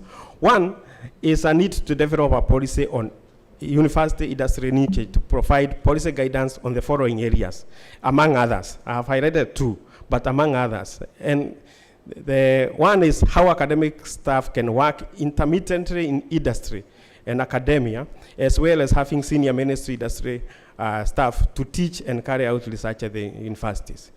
We would like a situation where, from the start, and that's why I highlighted the development of curricula and the programs, where we have identified some key industry people to come and teach. And we can define within a course of 4 years how many hours we'd want somebody from industry. You take them along from first year to fourth year.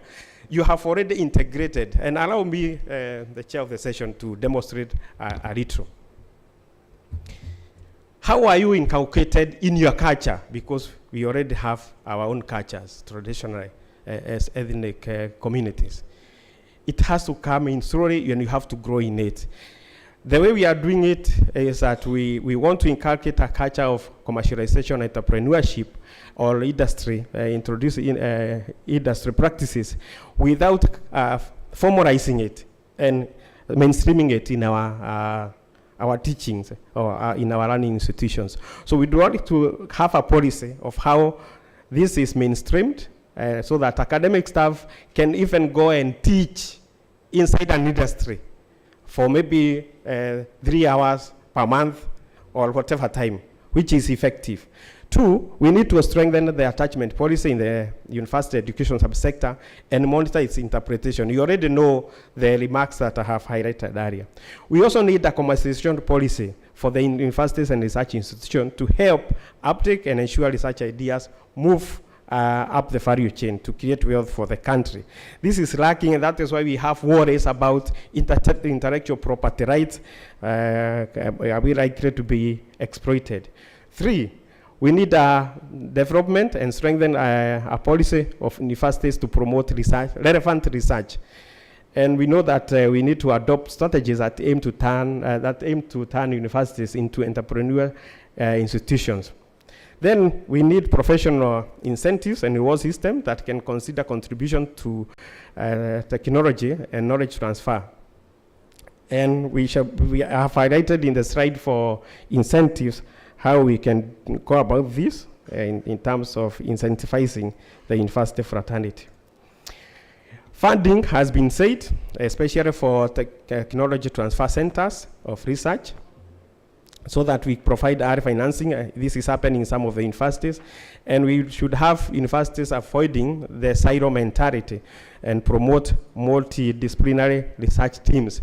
So, because we know problems that we need to solve for development or for the economy are multifaceted. So, you cannot have a solution on one area of research without having that multidisciplinary approach.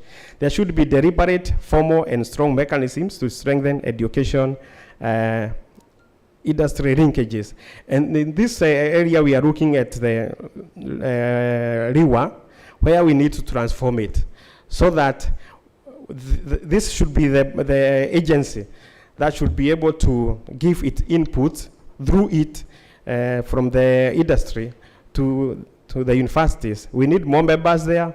We need their input in curricular development, and including providing training for our students, and also to provide space for training, because we would like a situation where we have a lecturer going to a company and a farm and teach from there practically instead of in a lab scenario, laboratory scenario.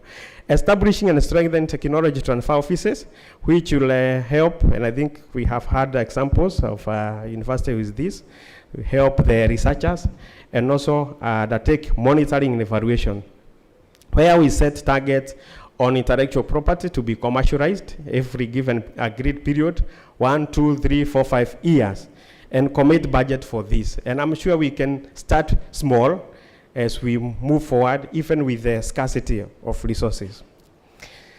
Capacity building, relevant skills, and policy development. And here we are targeting the staff. You have 1 minute to wind up. These are the last two bullets. 1 minute. Yes. Faculty members who have purely academic orientation and don't have a lot of interest dealing with private companies. And we have had sentiments toward this, but all will be, to me, all is about sensitization, awareness, and capacity building. We need to support training for students and early career researchers to develop the entrepreneurial skills and intellectual property management among academic staff. And if I go to the capacity building a bit, mindset, which has been said, of the top leadership, and I think I agree with the proposal from Kenya to have a masterclass for that so that it trickles down to the others. And finally, we need to develop a one-stop Kenyan journal for publication of research and information. What we have seen from CUE is that each university is trying to come up with its own journal to publish its own articles so that it's all geared towards promotion, if I may say, so that I can be able to say I publish in a journal and I need promotion. But if an outsider who wants to find innovations contained in journal articles, where should they go? We need a one-stop journal on research and innovation, and maybe we can work with Kenya and other institutions that are mandated to work with university education towards that. Thank you very much.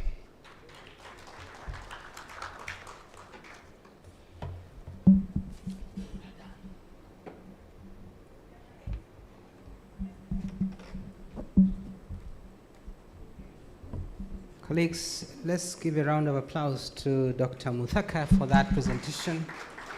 A very informative presentation that he has made. I was whispering to myself that you've taken advantage of this session to provide us with very critical information.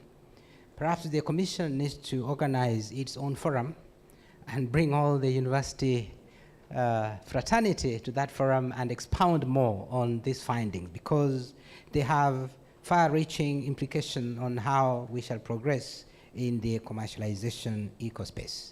Thank you very much, Dr. Muthaka, for that. I want to ask if there is one question that you want to shoot to Dr. Muthaka. If there is only one. Yes, Dr. Wanyonyi.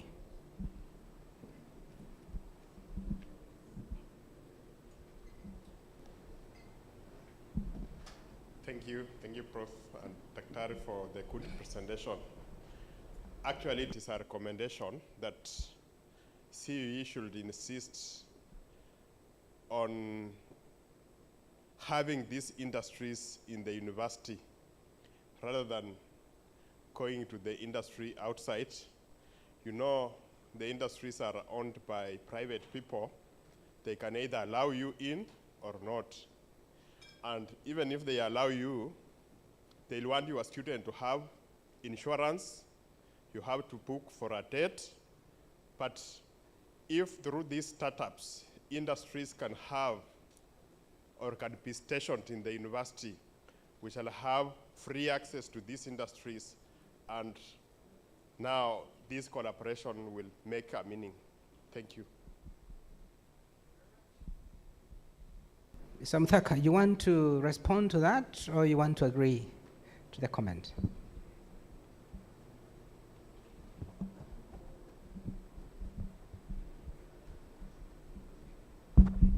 Thank you, Prof. I think the Exarium have said it's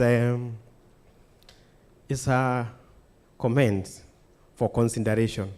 What I see, Prof, is that, members, it's a subject that, as you have recommended, that needs a sitting with the university fraternity to see what best should work for both the industry and the university. From where I sit, it's something that needs to be pitched above ourselves to policymakers in the government, because it requires a lot of funding, as he has said, insurance, and involvement of the industry through policy at the Ministry of Education level or the cabinet level.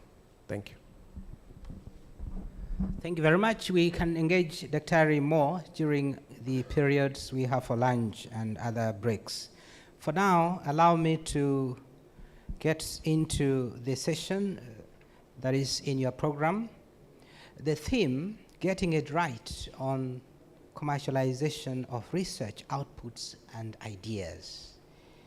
This is where we want to listen to those who fund research and what ideas they have to offer as we walk the journey together. And I want to invite at stage Bwana Geoffrey Munari. Geoffrey Munari is the current Chief Executive Officer of Universities Fund Board. The body is mandated with financing universities in Kenya. Bwana Munari is a result-oriented team player with extensive knowledge in funds resource mobilization and fund management. Welcome, Bwana Munari, to the stage. Thank you. A clap for him, please. He should earn one even before he speaks, you never know. The second person I want to invite upstage is Professor Dickson Andala. Professor Andala is the CEO of the National Research Fund. He's an associate professor of materials chemistry at Multimedia University of Kenya. The doctorate degree, he earned it from State University of New York, and he got a postgrad fellowship at Penn State University in 2010. Professor is passionate in steering and shaping the STI ecosystem in the country. And he is also a member of the Kenya National Academy of Sciences, a board member of the Kenya Nuclear Regulatory Authority, a board member and regional director of the African Materials Research Society, and the president of the Africa Crystallography Association, among many other notable honors he has received. Welcome, Professor Andala, to the stage. Clap for him, please.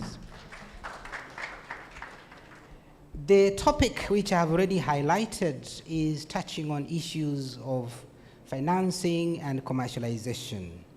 And the two eminent persons are going to help us discuss this together with you, the audience. We have two goals that we want to achieve: to increase awareness among ourselves on the available opportunities for researchers and innovators to commercialize our research outputs and findings. And also, number two, to expound on the role of government in fostering commercialization through financing and other policies that will provide an enabling environment. Those are the two goals that we want to achieve by the end of this session. And as a way of bringing ourselves to understand this topic, I want to ask Mr. Munari to briefly tell us what the funding board is about and how it fills the gap in financing research in higher education and what you foresee as the future. Thank you very much, Professor Mwenga, and all the participants here today. For me, this is a very important topic because the key mandate of the Universities Fund is to ensure that all the universities in the country are financially sustainable.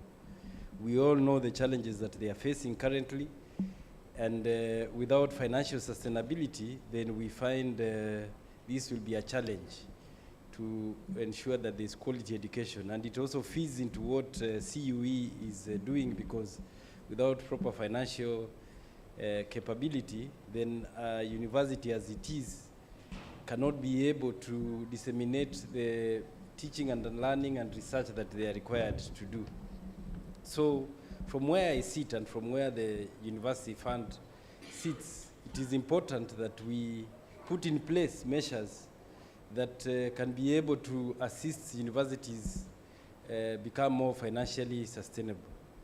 One of the key issues that we have proposed is to ensure that commercialization of research becomes one of the key norms of any university, so that they stop relying heavily on government. Government, if you realize, has got huge challenges. If you fully rely on government as a university, then you realize that your implementation of your plans will be very slow. However, that does not mean that government does not support these initiatives. If you look at the current new funding model which we are now implementing, one of the key issues that we have done and we have implemented is to ensure that we have embedded in the formula as a national priority program is innovation and commercialization as one of the indicators that will determine how a student will be funded. The new funding formula brings in place various indicators that can be able to fund a student, and one of them is national priorities. If you go to the current government's BETA, that is bottom-up economic transformation agenda, they have clearly put there as innovation as one of the key issues that they are pushing. And what we have done in the new funding formula is to have some points for a student who is pursuing programs that are geared towards entrepreneurship and towards entrepreneurial universities. So we are ensuring that that is embedded so that some of these students in future can be able to be supported. And that will be able to encourage universities to have programs that will be able to be to ensure that the universities become more entrepreneurial. I want to make it clear that we are not going to give support to students pursuing an entrepreneurial course, but we are going to give students who are pursuing an area where the university will be more entrepreneurial in terms of commercialization of its research. The other key issue is support the government has given on research and development. This is one of the ways in which the grants, and I'm sure my brother here will be talking about the grants through NRF that have been given. These grants are designed to encourage researchers, scientists, and entrepreneurs to explore uncharted territories, to conduct research that has not been commercialized. We all know that a lot of research has been done in this country, but what we are missing is that innovation and commercialization. There's another area which has not been pursued in this country. If you look at the various funds that are available, that is number one. If you look at the Youth Fund, if you look at the Uwezo Fund, if you look at the Women Enterprise Fund, and lastly, the new one called the Hustler Fund, there's an opportunity there for Kenyans to be able to go and get funds for them to use to actualize their entrepreneurial activities. What we have pursued those funds for is for business, and that was not the actual intention of some of those funds, because if you look at the new product by the Hustler Fund, says that you can go as a group and you can be able to access up to 250,000, which can be able to assist you as a group be able to start a business, and it does not stop you from be able to actualize any activities, any entrepreneurial activities that you have come up with. So we need to move from where we are sitting and looking at some of these funds. For example, the Youth Fund, which has got funds and many Kenyans are not even taking, from looking at them as funds that you'll get so that you can get a tender. These are funds that you can be able to give a proposal, and from that proposal, if you're given as a group, you can be able to start a viable business from your innovation and be able to grow that business to become something that can be able to be supported. We also have, the government has invested heavily on incubators and innovation hubs. And then there is also the commercialization, support for commercialization of research, which through mentorship programs, market access initiatives, and support for intellectual property rights, the government ensures that innovators not only develop groundbreaking ideas, but also successfully bring them to the market. Thank you. Thank you so much. Thank you, Bwana Munari. Can you give him a round of applause for that very elaborate exposition of his mandate and how it fits into the theme that we are discussing? Professor Ndala, what is National Research Fund and what is the mandate in as far as research, commercialization, and ensuring that we meet the expectations of innovation and invention, as explained earlier by the other speakers? Thank you, Prof. Mwenga. I know I was here yesterday, and much of what I'm going to say might be a repetition. For the sake of the same questions that are being repetitively questioned or asked, I'll want to make it clearer for those who are still not familiar with NRF. The National Research Fund is a state corporation whose mandate is to mobilize and allocate funds for research. And the mobilization aspect is from all entities. This includes private, public, and our bilateral partners.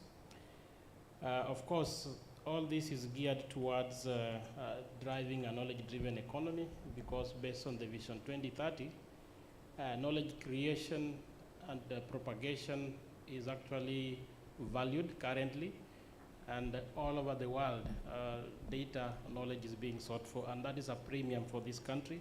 So if we can grow knowledge, we can become a knowledge-based economy. The key functions, as already mentioned, one is to mobilize resources for the national innovation systems. Secondly is to manage and invest those funds so that they become, in this case here, sustainable. The other thing that we do is to build human capacity and also the infrastructure. We also undertake bilateral funding and multidisciplinary funding. We also have what we call knowledge storage. This is, we have a national research repository for all the previously and currently funded programs, both through the NRF and through other means. The other thing that I wish to also inform the audience, we fund across board, because I was also being asked, do we fund social sciences? Yes, we do. We do fund social sciences. Among the thematic areas we fund is agricultural and natural resources, biological and health sciences, physical, industrial and energy sciences, infrastructure, information and communication, human and social sciences, and then finally, earth and space sciences. Of course, we've got a space agency which is offshoot, because it was initially domiciled at Nakosti, but now it became now a parastatal, and you remember the new launch of the satellite that was launched by the Kenya Space Agency. So we've got several mechanisms through which we fund. We've got what we call competitive funding, and this is to individuals and groups and institutions through a call for proposals. We've got matching grants funding, and in this case here, NRF collaborates with the international partners to be able to fund research. And then we've got institutional funding, and these are strategic calls. If you remember the ones we are funding towards COVID and the locust. Now, they are also, based on those funding mechanisms, we've got types of grants, of which I know some of you are recipients. We've got multidisciplinary research grants. So multidisciplinary, it means PIs from different disciplines come together, and this is highly encouraged. We've got bilateral and multilateral research grants. Now, these are between different countries. That is researchers from Kenya and maybe those in South Africa or UK come together to apply for a grant, and they get funded under that framework. We've got strategic grants, and these strategic grants are these ones that Nakosti or the government identified for strategic needs of the country. And then we've got innovation grants. Now this is where now this event is domiciled. So if you are an innovator, you can be able to access innovation grants. And then you've got incubation program grants. And this incubation program grants is now when you are now to move to commercialization. So you've got an innovation or that you want to commercialize, you will access incubation program grants. There was a question that was asked previously regarding, do we fund private sector? The question is no and yes. This is a public entity, and for you to access the money, you must partner with a public entity. So for instance, if you are having a startup and you want to access funds, it must be work in collaboration with a public institutions, either a university or a research institution. So you come together, so the money is channeled through a public entity because these are public funds.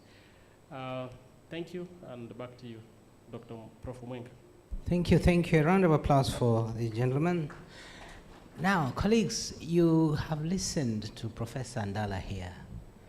He has given us a full range of products and mechanisms which are available to support research and even commercialization of research. My question, Prof, do these people know? Do the fraternity in higher education know these things? They could be written in your policies and documents, but what efforts have you made to bring that information to the fraternity? Thank you, Prof. Mwenga. By mere fact that they are here and they knew I was coming to speak, I think they must be knowing about National Research Fund. Several of them are also recipients of the grants, and I think if I ask by show of hands who have benefited, anybody still in the house, universities and PIs, kindly raise up your hand. So I must say that in terms of dissemination of knowledge, where there is anything to do with money being Kenyans, that's why all stones are being thrown at me. So I think they are aware about National Research Fund, and from yesterday's appeal by the CS, we need to increase the kitty towards funding research. And if we fund research, innovation, and I think will be realized more and more. So yes, I Prof, I challenge you to be intentional and specific. The way you have read those mandates there, and very clearly. I also didn't know that you have all those segregated opportunities. Now I've listened, you read them to us very well. So be intentional and specific as you engage the university fraternity. Thank you very much. Now, Bwana Monari, the new funding model doesn't factor research specifically. And yet we are being told that universities will get their full funding and support through that model only. What mechanisms are there in government and specifically for universities who are implementing the new funding model to ensure that research is also mainstreamed in the process of funding higher education? Thank you very much. The component of research, which is very key for any university, is what we are calling the result of this funding, because once we put in enough money in the universities, then they will be able to have enough funds to be able to support their own research initiatives. Number two, it is one of the key reforms that we are pushing is the commercialization of the research that has been previously been done, so that we can work with industry for sustainability of the university. The key issue here is that we cannot fully depend on government to fully fund these universities. We are pushing to have government universities that are autonomous. And for these universities to be autonomous, though their government, is for them to be financially sustainable. And for you to be financially sustainable, since it is not an industry as such, then you have to commercialize the research that you currently have. But to be able to do that is to ensure that you have got enough funds. And that is where the new funding model, which is currently been put in place, we have said that the cost of the program, each program that is in the university will be fully paid. Unlike previously where students were paying 16,000 since for the last 34 years, which was not enough. We have seen the debts in universities grow to the current 77 billion and growing every month. But we expect that implementation of this new funding model will give an opportunity to the universities to be able to be financially sustainable, and then with that they can be able to work, number one, with industry, and even within themselves they can now create the incubation hubs, innovation hubs, which can be able to support research. Thank you. So much, Bwana Monari. Now I want to engage the audience a little bit so that they can react to your comments. Those who have benefited from National Research Fund, I saw a host of hands on that end. Can you raise up your hands? Yes, Professor Akuno, could you like to share your experience on how you went about getting these funds, and how much of it has been used to convert your research into commercialized products, or what is the path that you're following towards that goal?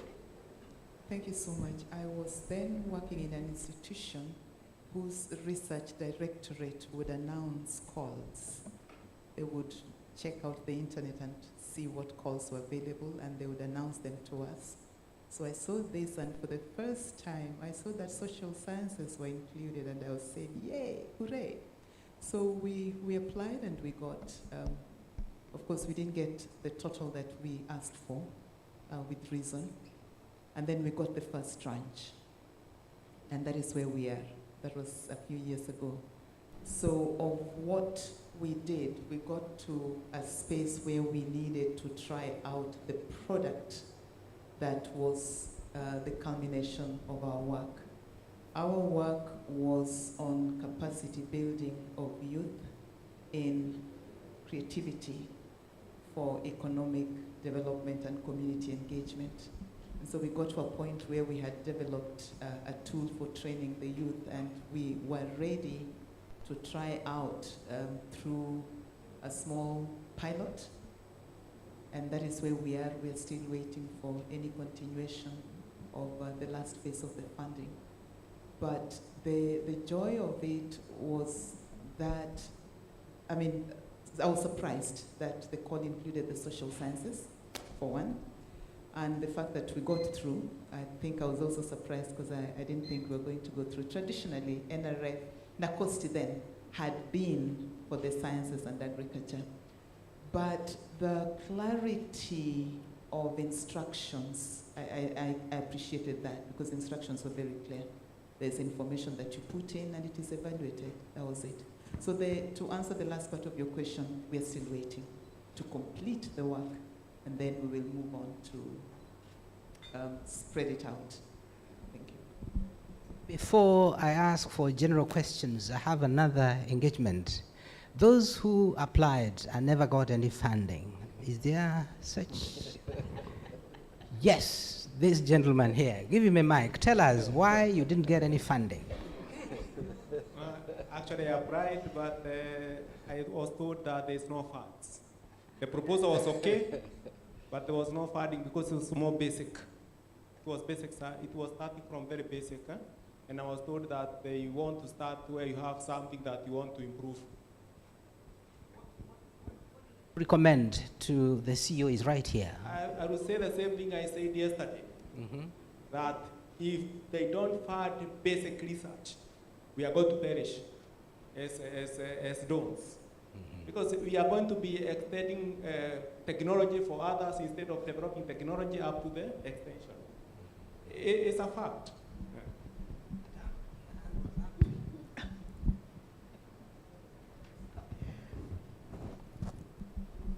Okay, mine was a while back. It was not a current call.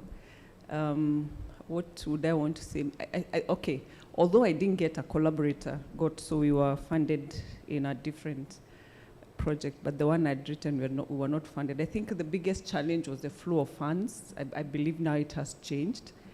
Being in agriculture sector, we rely on seasons, and so the timing is usually very crucial. So that was the biggest challenge. Like, you'd have funds, then there's a delay, and then there are funds again. So then at the end of it, even the people you're working with have lost faith. Yeah. So that consistency in receiving the funds is crucial. Thank you for that. Now, I want to ask the audience now. If you have any question you want to ask these two gentlemen, please shoot your question. So there's one here, number 2 there,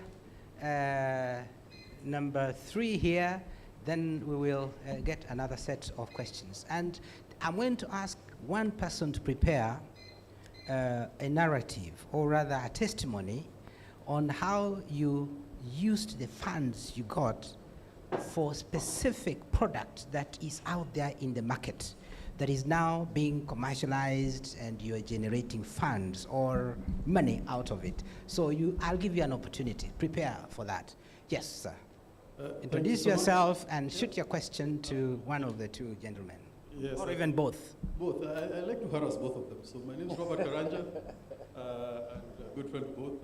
So I think both Geoffrey and Al, it would be great to get your thinking in terms of, when I look at this question of funding and commercialization, it makes me think straight away of value chains. And how does the funding for academia position itself within a value chain that picks up from where research funding ends? And specifically, I'm really concerned about ICDC. For a long time, we were one of the few African countries that actually had a venture capital arm, a state venture capital arm, which I agreed had lost its way, but now we've actually lost it altogether. It's been rolled up into an enterprise that now just thinks about infrastructure, big things. If we don't have ICDC that can do the bridging from R&D to manufacturing and other forms of commercialization, how do we really build a knowledge economy? Thank you so much for that question. The next, number 2, over there.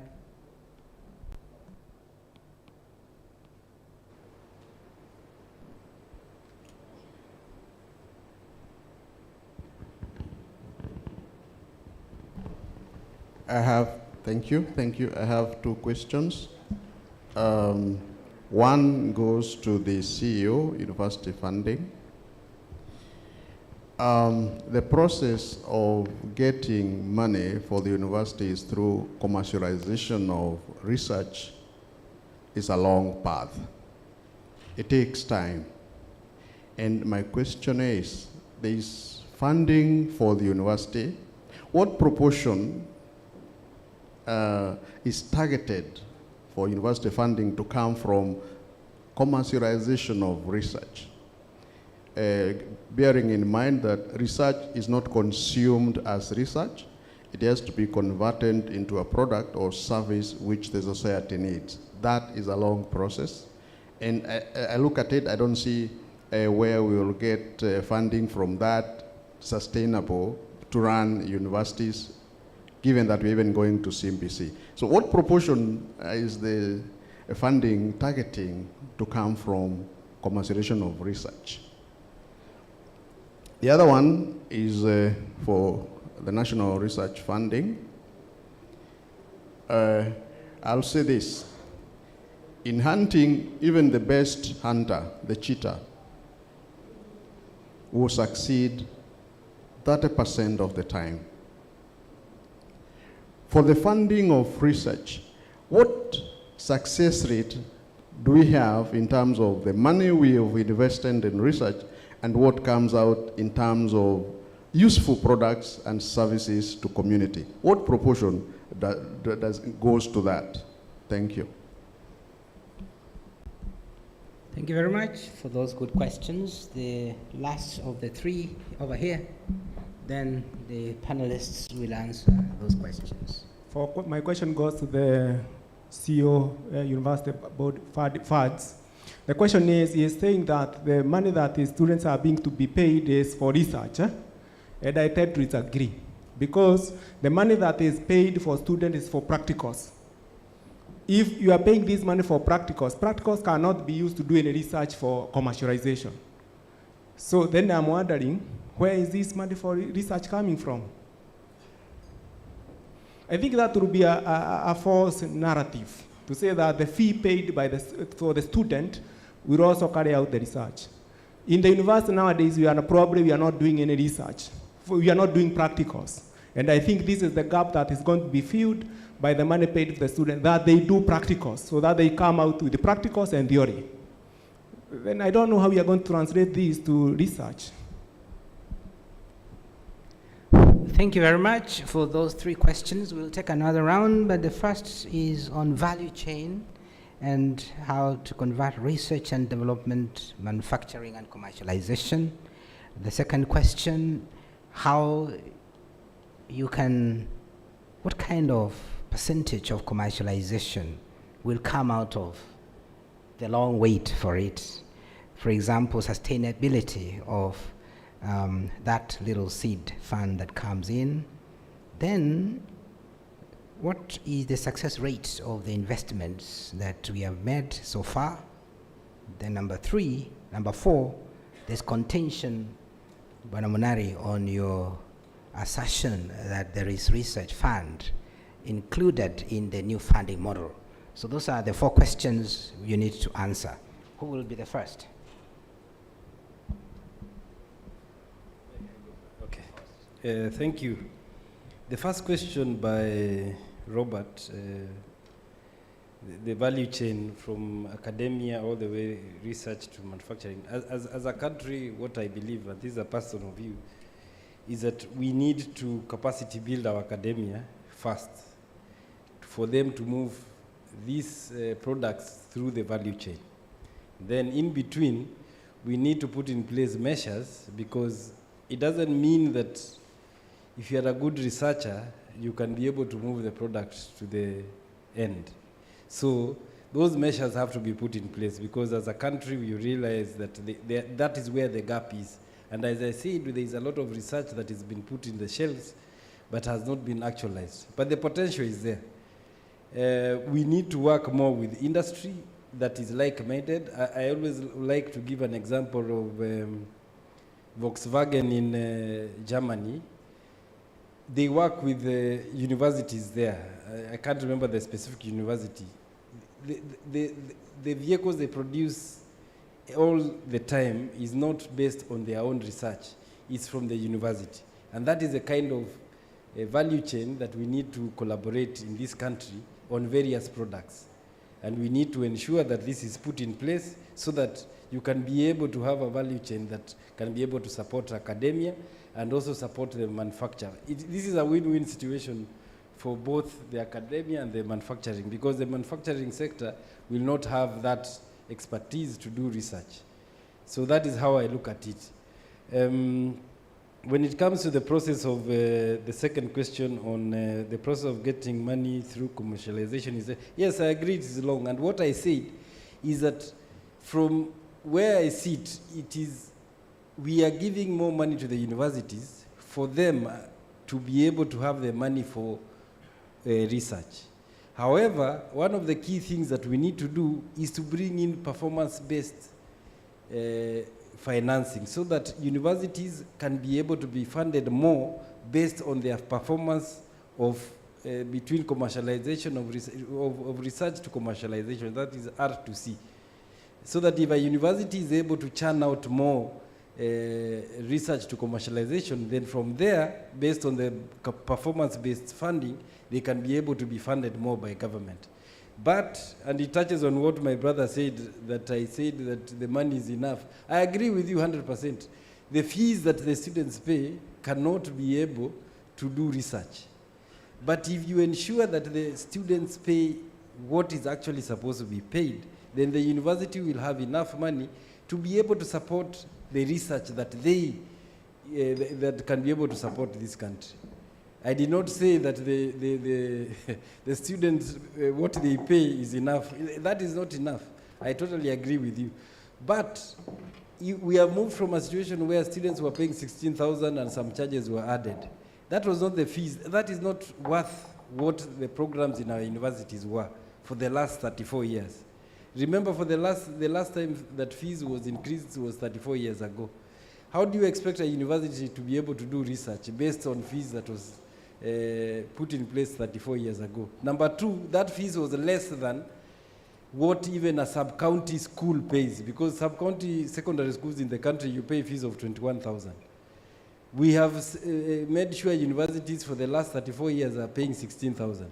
But now we have moved from that to what the actual cost of the program is.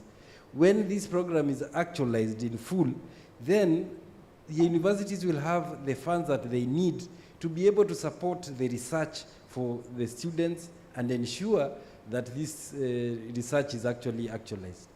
Not to say that what they are paying currently can be able to support. That will be a mirage to say such a thing. Thank you. Sandala. Yeah, first of all, allow me to thank Prof. Akuno and my colleague from CEIL. Actually, CEIL has been a major beneficiary of our support through, we funded several grants. And if you look at our website, you can see real products. And these real products range from CEIL breed of cows, which we launched in Transmara. and the demand is very high because they are resilient as compared to the zebu, the traditional zebu cows. They produce more milk and more meat. So, in fact, a contingent of the Maasai community came to NRF to give us thanks, and they wanted us to do more. So I think the challenge is to Carlo Transmara. They keep in touch with those farmers. We've got infrastructural grants, and I know JUST, among other universities, have been received actually 19 infrastructural grants. And these ones we are seeing results. We've got one at Cambry, and Cambry is on stem cell research, which is a change maker. And in stem cell research, we need to have tissues, and in case somebody has a burn, you can get the stem cells extracted from your body, and then they can regenerate the tissues for you. We've got at University of Nairobi, the nuclear magnetic resonance facility. Recently, they had a training of chemists from 5 different countries. There were 30 of them. They are benefiting from that facility, and many more. So I think in terms of success rates, we cannot quantify the success of a research in 1 or 2 years or 3 years. And if you look at the countries that have been doing research, the results come after 20, 50 years. And as of yesterday, you saw the CS telling us countries like Korea, KAIST, had products for the future. What I need to see in our universities, they need to be strategic. Let them start preparing products for the future, and when we get to the future, you should be able to see impact. So I cannot measure success when we've been funding for the last 5 years, unless we are doing what we call applied research, which you need to, like the ones we've done with the Transmara CEIL breed of cow. That can be done in 1 or 2 years, so you can see the result. But for the basic research, as somebody has alluded, is not something you can see results immediately. We are all researchers, and we have to agree. And funding research is not money making. You have to put their money. You may see results in this generation or in the future generation. So let's keep funding research for that reason. The 2 aspects that we have to talk to is translation. I know we've had issues with translation of research to policy and to commercialization. This is an area that we are working hard on, and I think one, we are having a repository whereby all that we funded will be reposted there, and we do the translation. We are also working with our institutions like under the SGCI, of which we are being trained on transformational innovation policy frameworks, and this one is going even to get to the university, because the university will also be able to translate their research and advise NRF. It's not only NRF advising the university, because the think tanks are the people you are funding, and they're supposed to give us out of the research we funded. These are the outputs, and these outputs we should be able to take them to now to the various government agencies. So we've had challenges, even people accounting for what we funded. Some I know, when you see a letter from NRF, you start trying to find how to get a receipt to account for money you are given. So those are the things that we need to have, that self-discipline to indicate that when you are given these public funds, account for them. Most of the reason why second tranches never came for some of the researchers is you are funded and we didn't receive the technical and of course financial reports, which are critical to inform us that we are progressing. The other question was on value chain. I'll respond to this in this. Our academic system, why we went to CBC, was they are not actually responding to the needs of the country. When we got independence, the needs were what? Manpower. Now currently we have got manpower, but there are no jobs. So we need to transform the education system to transform to job creation now. And that is a knee-jerk reaction which cannot be done in probably 1 year or 2 years we've had the CBC, or the 4 years we've had CBC. Until now, the ones who are being trained at a CBC, they graduate. And then we shall start seeing impact. So we need to keep investing, and this value chain aspect will respond appropriately if we respond in the training program that we are doing. The other thing that I wish to emphasize on is the achievement of the SDGs are going to be attained if now we localized those SDGs, I mean the STI to SDGs, because we realize we have the agendas by the government which are meant to transform the economy, but we are approaching it in a silo form. What we need to do is, if we are to address water issues, why can't we converge and address them within the regions that need water? If we are to converge on areas to do with climate change, why can't we also work together and be able to achieve the same? So one government approach is a must, and localization of STI to SDGs is paramount for maybe immediate feedback. And then on manufacturing, I think we are jumping so high. We have got our basic needs that we need to meet first, like food. Before we go into manufacturing, we've got land. And we are challenged yesterday that we should make farming to be amenable to our youth, or for our youth to love farming. So if we can address the issue of food, I think the other value chains will also be addressed, because value addition is a great employer when it comes to agriculture. But now we are not farming. I feel bad that all our sukuma wiki, tomatoes, oranges are coming from Tanzania, which is unfortunate. But let's work on agriculture, which is the basic minimum, and then the rest I think we should be able to address. Thank you. Thank you so much for those responses. I think you can agree with me that the gentlemen are giving very well-grounded responses to the questions you're asking. Can you give the mic? My name is Aroda Kunyango from Homa Bay. I'm busy with the water ATM, smart water ATM. But my questions are to the two professors, gentlemen. I will start with the first, with the professor in charge of the university funds. I think you said something about, which really stuck on my head, and I've been thinking about it when sitting here. You said something about the youth funds, which are available, and the groups are not even taking. You know, I got stuck at that there are funds and youths are not even taking. And I know, like, you're in charge of university funds. So I was just wondering, do you know, or would you give me, like, I want to understand, if, why do you think they're not taking these funds? What would be the main reason why they're not taking these funds? Being even the top fund of university funds, and knowing that down fund is a youth funds, which is not being utilized. Why are they not, and what do we need to do so that they start utilizing these funds?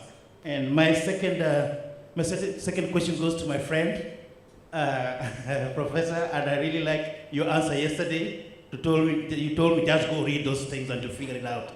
But today I have another question, which is really, I've been stuck again on the point where you said you are a national research fund, but actually you do only support public part of it. Why don't you call it National Public Research Fund? But if not, we are in a time when you look at 2023, I mean, we are talking about commercialization, and I think from the private sector, we can learn so much about them. Would we find a way that we don't make the university guy coming there always, and then, you know, when they come with NRF, they're given some kind of priority. So I was just wondering, can we not look on a way to hybrid, how that this fund can cover everybody, because it's technically, we want to employ people. We want the universities who are normally, actually they're the one detouring to a new way of commercialization, to learn also from the, I mean, what and how can we really utilize this momentum so that we bring everybody on board, and indeed call it National Reserve Research Fund, but for all, not for P. Thank you. Thank you. Very good comments there. And I'd like you to answer the two questions within the context of our framework of engagement with the audience in terms of the opportunities available and the role the government is doing in order to facilitate research and commercialization as you answer the two questions. So who will be first? Bwana Munari, and then Andala, you will conclude. Thank you very much. I think to answer your question, it's the positioning of the youth fund in our minds. That is where the problem is, because when the youth fund was established, it was established as a tool for the youth to get money so that they can be able to go to the market and do some business, even create groups and be able to do business so that they can be able to benefit themselves.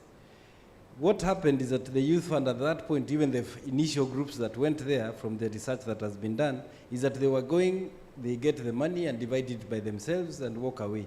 So some of that money was not paid, number one. Number two, the issue that they were supposed to get tenders and then present the tender and then get the money from that and then supply the products that they are supposed to supply, and then they'll be paid, and then they'll pay back the youth fund. That was another use. However, when you look at that form of positioning in which the youth fund was able to position itself then, to date, it has not been able to achieve much because the youth did not have the patience to be able to go in that direction. And that is why I proposed that for them to be able to grow themselves, there is an opportunity here. You don't have to wait for industry. If you have a product which you can be able to, you have innovated and you can be able to take to the market, the only thing that you're lacking is capital for you to be able to commercialize that product. There are funds here that you only need to give a proposal, and this youth fund can be able to give you money, so that you don't have to wait for, when you look at the market, you don't have to wait, because the universities fund will not give you money. We are giving funds for sustainability of the universities. The youth fund is there to ensure that you get these funds. That's why I propose the youth fund, the women enterprise fund. There is a hustler fund where you can get even up to 250,000. There are various funds. But we look at these funds in terms of the business where you'll buy a commodity and be able to sell it to make a profit. But the commodity that you are making is your own commodity. Look at it as the commodity that you have been able to innovate. How can you be able to transform that to a sell and be able to pay that loan? That is youth should be able to money, transform the innovation and make profits and repay that loan. Thank you. Good answer. The gentleman is satisfied with that response. Professor? Yeah, I am a strong proponent and ambassador, and I am quite aware that when you talk of public, it means national, it's one and the same. So National Research Fund is for everybody, and you are guided. They should go, be channeled through a public entity to reach the private sector. My challenge to the private sector, the universities need funds, so if we can get even more private sector, the other way, not government funded, the universities. You heard yesterday when you are told KAIST, which is Korea and technology, get substantial funding from the private sector. So my challenge to private sector and those who are here, please fund universities, fund your products, and champion your cause. And I think through working or in partnership with the universities, I think your visibility and your product will be top-notch.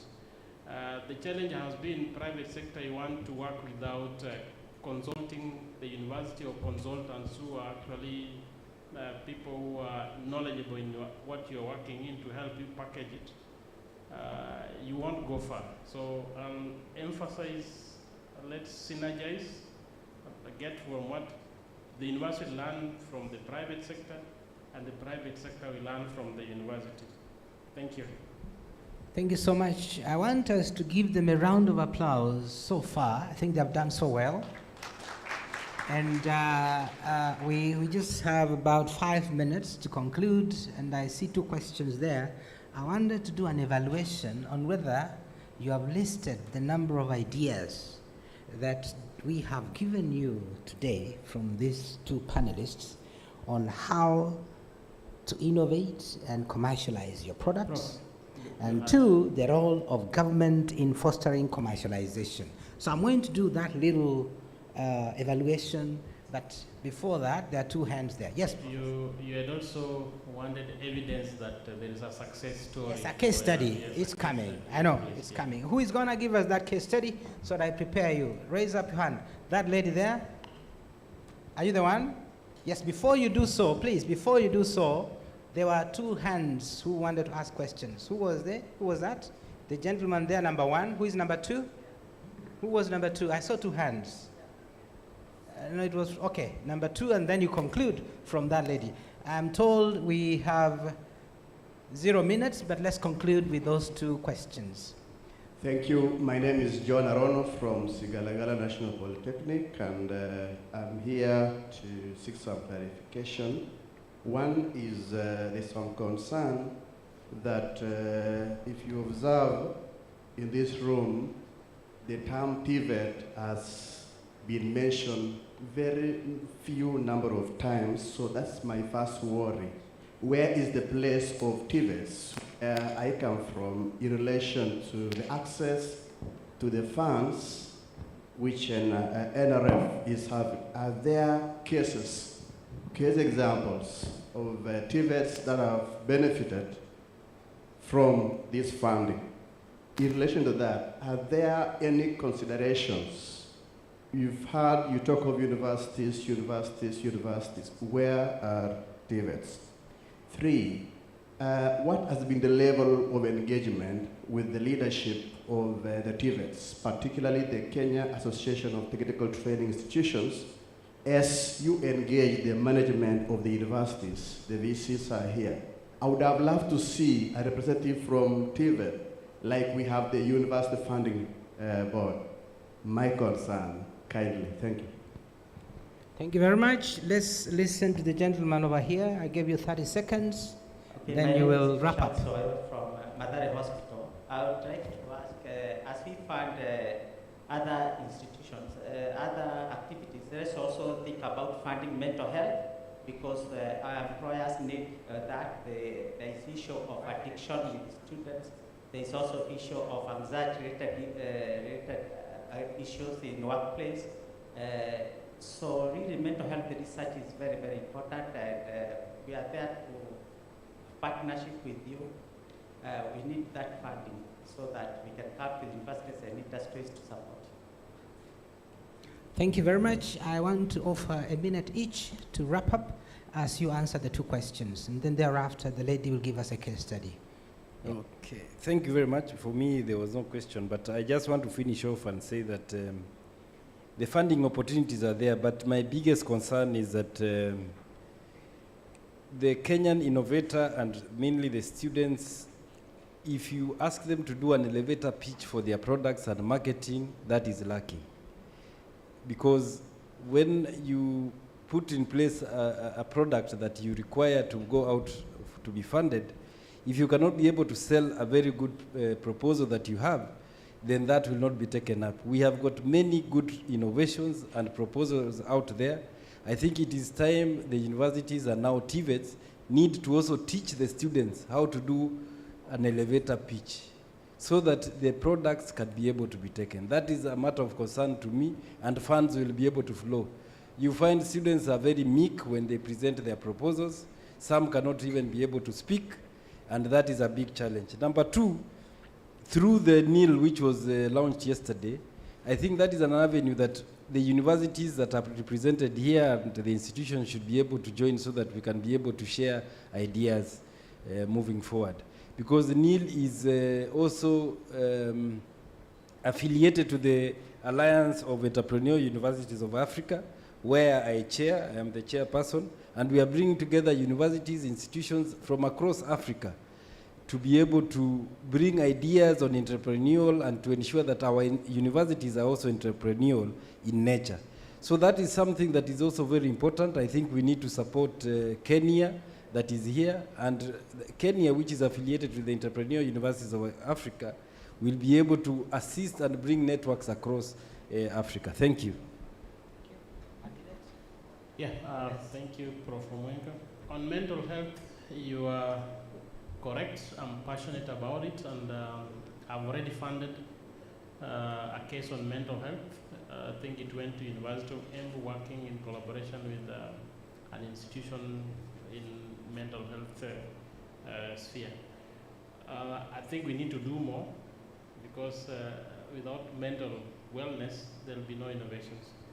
On TVET, I'm also passionate about TVET. Recently, we worked with the Rift Valley Technical Training Institute. We've trained them on proposal development, resource mobilization. We are more than happy to come to Shandarema, I know it's a national polytechnic, to do the same. For your information, there is also an equivalent of a fund for TVET. I don't know why you've not mentioned that. Maybe it has not been actualized, but there is NRF for higher education. There's an equivalent, because you sit in TVET, and there is even a PS for respective for TVET. So there's a fund for research for TVET. The only question you need to ask is who is in charge of that fund. But as NRF, we are open, and we can be able to work with you. Thank you. Thank you so much. Now we want to conclude. Madam, give us your case in less than a minute. Okay, good afternoon. My name is Ankara Karanta. I'm from Kenyatta University. Yes, I'm a beneficiary from the NRF funding some years back, and we were able to get the funding when there was some delays occasioned by some transition in the management, but eventually we were able to get the full funding. And I'm currently within the R2C cohort 1, and the project I'm working on in the innovation is as an output of the ideas I got out of the research that I did from the NRF funding. So, and so far so good. So we came up with 2 outputs, 2 products, which we are now trying to commercialize. But unfortunately, at this point, we are a bit stuck. So we've been pushing for the commercialization for the last few years. I'm also scheduled to be pitching later this afternoon, and maybe I can take this early opportunity to pitch or make a request to my friend and senior, Professor Adala, the NRF CEO, to maybe have something that can push the uptake of that research output to the commercialization level. Thank you very much. Thank you so much. Really, that is something to celebrate. Can you give a round of applause, please? I want to thank the 2 panels for the very effective engagement with the audience here, answering their questions and bringing into the fore ideas on how the government is providing the necessary environment to ensure commercialization of research and products. I also want to thank the audience for the chance that you've given us to engage with you and provide those ideas that have been captured by the rapporteurs very well. So a round of applause once again to these gentlemen as they walk off the stage. And as they do so, I was asked to say something about the Open University of Kenya. The Open University of Kenya, if you have a pen or you're somewhere on your mobile phone, you write the following: ouk.ac.ke. Everything is on the website, ouk.ac.ke.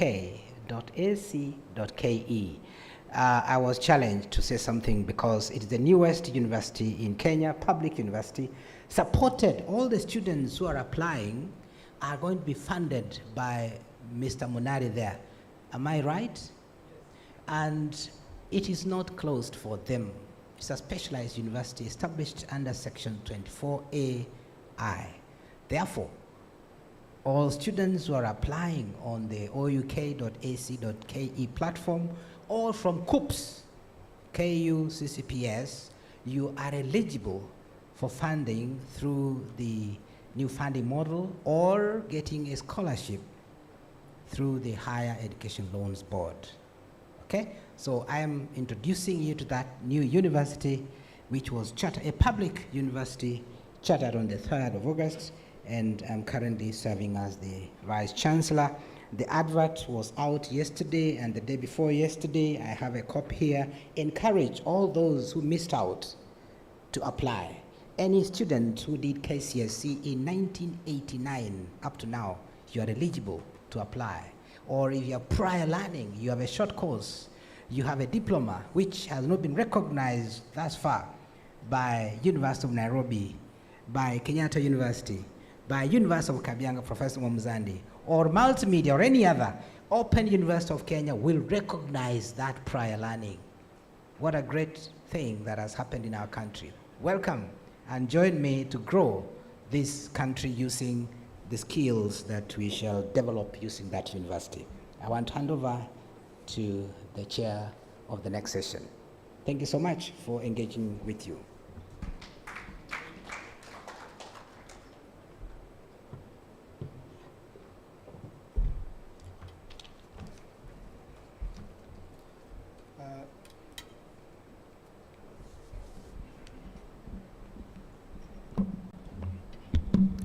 Thank you very much. I think I'm in the long session when you have to deal with the stomach struggle and the ears, the struggle to listen. But we're asking for only 30 minutes. Is that okay? Is that okay? 30 minutes for our group. And so my name is Professor Muraidi from Testa University. And I'm also delighted to be here, especially to share this session and also to interact with the great minds, with the people who are here. So in this session, probably this is one of the sessions, although it's almost lunchtime or past lunchtime, it's one of the sessions that probably we are going to gain more because we are going to be dealing with the practicals, people who have been out there who have been doing it, the venturists, you know, and also the angels. I think these are the two people we'll be dealing with. So I will invite two people here. I'm going to invite Dr. Karanja and also Stephen Gogo. Let's welcome them, please. Let's clap for them.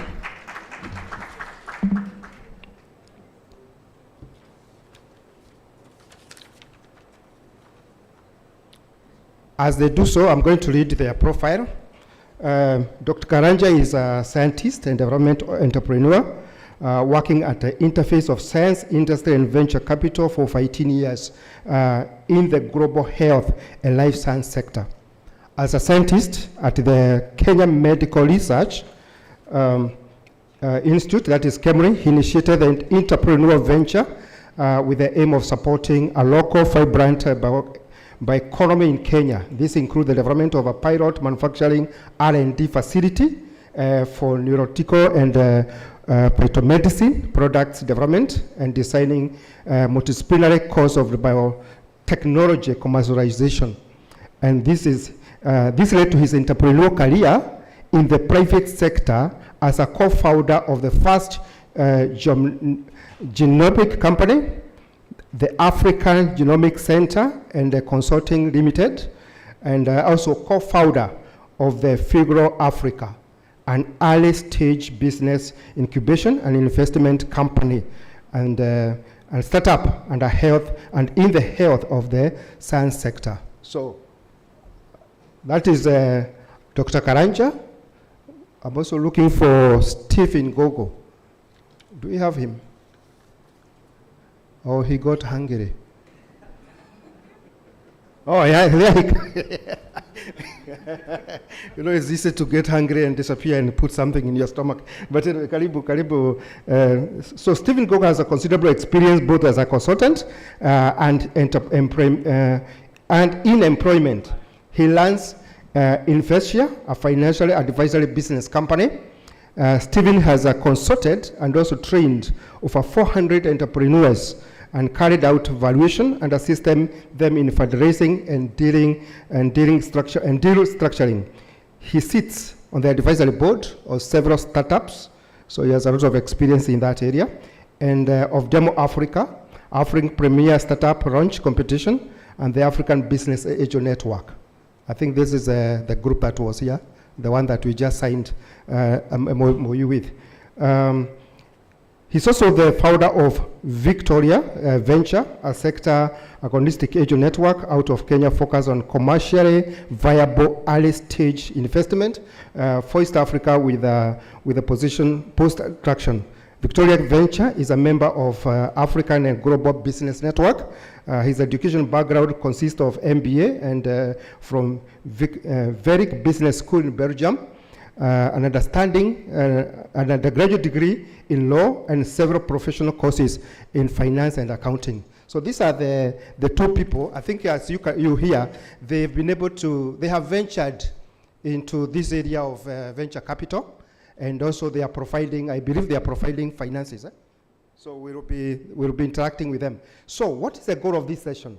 The goal of this session basically is to provide researchers and entrepreneurs with a clear understanding of viability of different private sector that include venture capitalist, angel investor, and impact investor. Get an effective strategies or best practices approaches when pitching for private sector funding.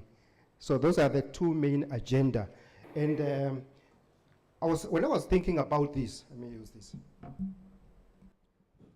When I was thinking about this, it came to mind that Africa, as we stand, in fact, we are not doing very well in this particular area of venture capital. In fact, when you look at a country like Kenya, if you look at the current Global Innovative Index, 2023, Switzerland is #1 in innovation, Switzerland, with only 7 million. Kenya is guess what? Can you guess? Number 100 out of 132. What does that tell you? In innovation, we are not doing well, is it? We also know that since we are talking about researchers here, the output from research in Africa is only 1%. In fact, for the last 18 years, Kenya has, the continent of Africa has only published 500,000 articles. The rest of the world has published over 6 million. All of us put together 500,000 articles. So I think we can say we have a challenge. Now, let's get to this gentleman, and we talk about some karibuni. Welcome, gentlemen, and it's good to have you as we talk about these issues. So, you tell us, how should researchers partner with the venture capitalists and angel partners? How can they go that? What are some of the strategies do they require? Let me start with you, Dr. Karanja. Thank you so much, Prof. I think the strategy for partnership with venture capital is very simple. Understanding the value chain of financing. And I like using the word value chain because it's a concept we're all familiar with. If you are a farmer, you are part of a value chain that starts with the seeds, the fertilizer inputs to you and your farm, and then aggregators, and then the people who are doing the value addition at the end. And for the knowledge economy, it's no different. So the venture capital, they're looking for investment opportunities that have already met certain criteria, one of which is, for example, unit economics, product market fit, and they're looking to come in and put in their capital and scale, get into the growth phase. Now, if you're not at that stage, you don't want to even talk to venture capital. What you want to do is really to understand, how do I get to meet that criteria? And who will help me to meet that criteria? And to me, there are two people that I think of. The first one is the incubators, accelerators that can help you in terms of validating the market, validating your business model, working out your unit economics. And you need money to be able to do that. So you also need angel investors. And when the two of them are engaging actively with academia, then you start to see magic. Yep. Thank you very much. I completely agree with what Robert has just mentioned. Maybe the only part I would add on top of that is storytelling, right? You have to be always storytelling, and I think the people who are part of the R2C cohort, research commercialization, they know that we preach about that all the time. The reason for that is because, you know, if you can, I always say funding is 50% the content, 50% the story. And I think especially for researchers who are used to statistics and being able to prove things, they find that a bit challenging at times to tell just stories. But you need to be able to tell stories. And that means it's not just when you're invited to pitch, it's also the body of knowledge that you maintain over a period of time. So are you active in social media, for instance? Are you on LinkedIn? Are you on Twitter? Are you on Facebook? Are you posting progress videos in terms of what you're doing? Because when an investor gets a pitch deck and they're reviewing what you're doing, every so often they just Google your name. And they want to see some social proof that this person is actually doing something that makes sense, and there's a story behind it. It's not just someone who came from nowhere. So I think on top of that, and I really agree with that value chain approach, tell stories, perfect your storytelling capabilities. And they must be true stories. Absolutely. I'm saying that because we've gone to, we've interacted with the entrepreneurs who come, they pitch, and then when you go out there to see the product, there's no product. And sometimes they have gotten money, and only to be told to return that money. But of course, sometimes they don't return the money. So it must be the true story based on facts. And we've gone across this country, and we have found some of these could be some of the challenges. So, Dr. Karanja, you talked about value chain. Can you elaborate on that, especially in the area of research? Thank you. So the way I look at it is, research is an industry like any other. And you have different people operating at different sections of that value chain. Now, where I think we struggle a lot is in terms of, in Kenya, I suspect we are very well integrated into the global research communities. When you look at north-south research linkages, they're very strong. South-south, they're very, very weak. Within Africa, they're even weaker. Now, part of it is because the North are very good at working with us, getting us to do the early proof of principles, early proof of concept, but then the whole translation to product market fit issue, they take it back home. So we've been losing out because of not building our own linkages with industry.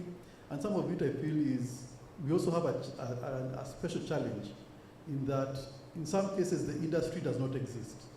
So there's a chicken and egg scenario. So what do you do if your research is in an area of vaccine development and we don't have a single manufacturer of vaccines in the country, or biologicals for that matter, so, or synthetic biology. So you realize the way you think about it is very different. But for them, because they have already primed systems, it's easier to take that research output and take it back there and then come back to us as a market. So we do need to then ask ourselves, how do we map out this issue of addressing that gap, breaking that chicken and egg standoff? And to me, being able to understand how to make a case, it's always about seeing the end and then working backwards to where you are today, and then saying, who do I need at various stages of the journey? And I like what Steven is bringing in, because the storytelling will not be the same for everybody. For those who are closer to where you are already, you'll have to frame it in a certain way. For those who you need to pitch the big picture, it will have to be a certain way. But the key thing that will, the thread that you need to needle through all of these conversations is what Ahmed earlier today morning was telling us, that it's all about economic development.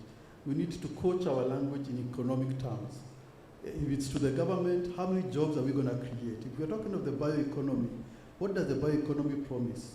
if you're talking about engineering, like the chips, the microchips that we're talking about, how many, what does it mean in jobs? What does it mean in potential trade balances, in forex, and so on and so forth?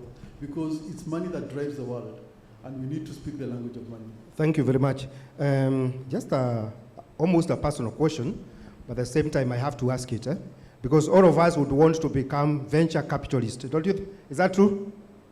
All of us, or even angel investors. But what drove you to that? What made you to really choose that area? And also, yes. Well, I'm not so sure all of us want to become venture capitalists. Because it looks like a glorious job, but at times I wonder whether it's more difficult than being an entrepreneur. Yes. You know, let's start with a VC, right? So an angel investor invests their own money. So everyone here can be an angel investor. So in fact, today in the afternoon, you have an opportunity to be an angel investor because we'll have the R2C cohort pitching. And so if you like one of the innovations, just see them candle, you can write a check and you can become an angel investor. The thing about the difference between an angel investor from a VC is that an angel investor will put in their money, but they'll also follow through with the company, right? They'll do some coaching, some mentorship, and on top of that, they'll look to introduce their networks. So it's not a passive investment. It's not like buying a piece of land and walking away. It's an investment that also requires you to follow through.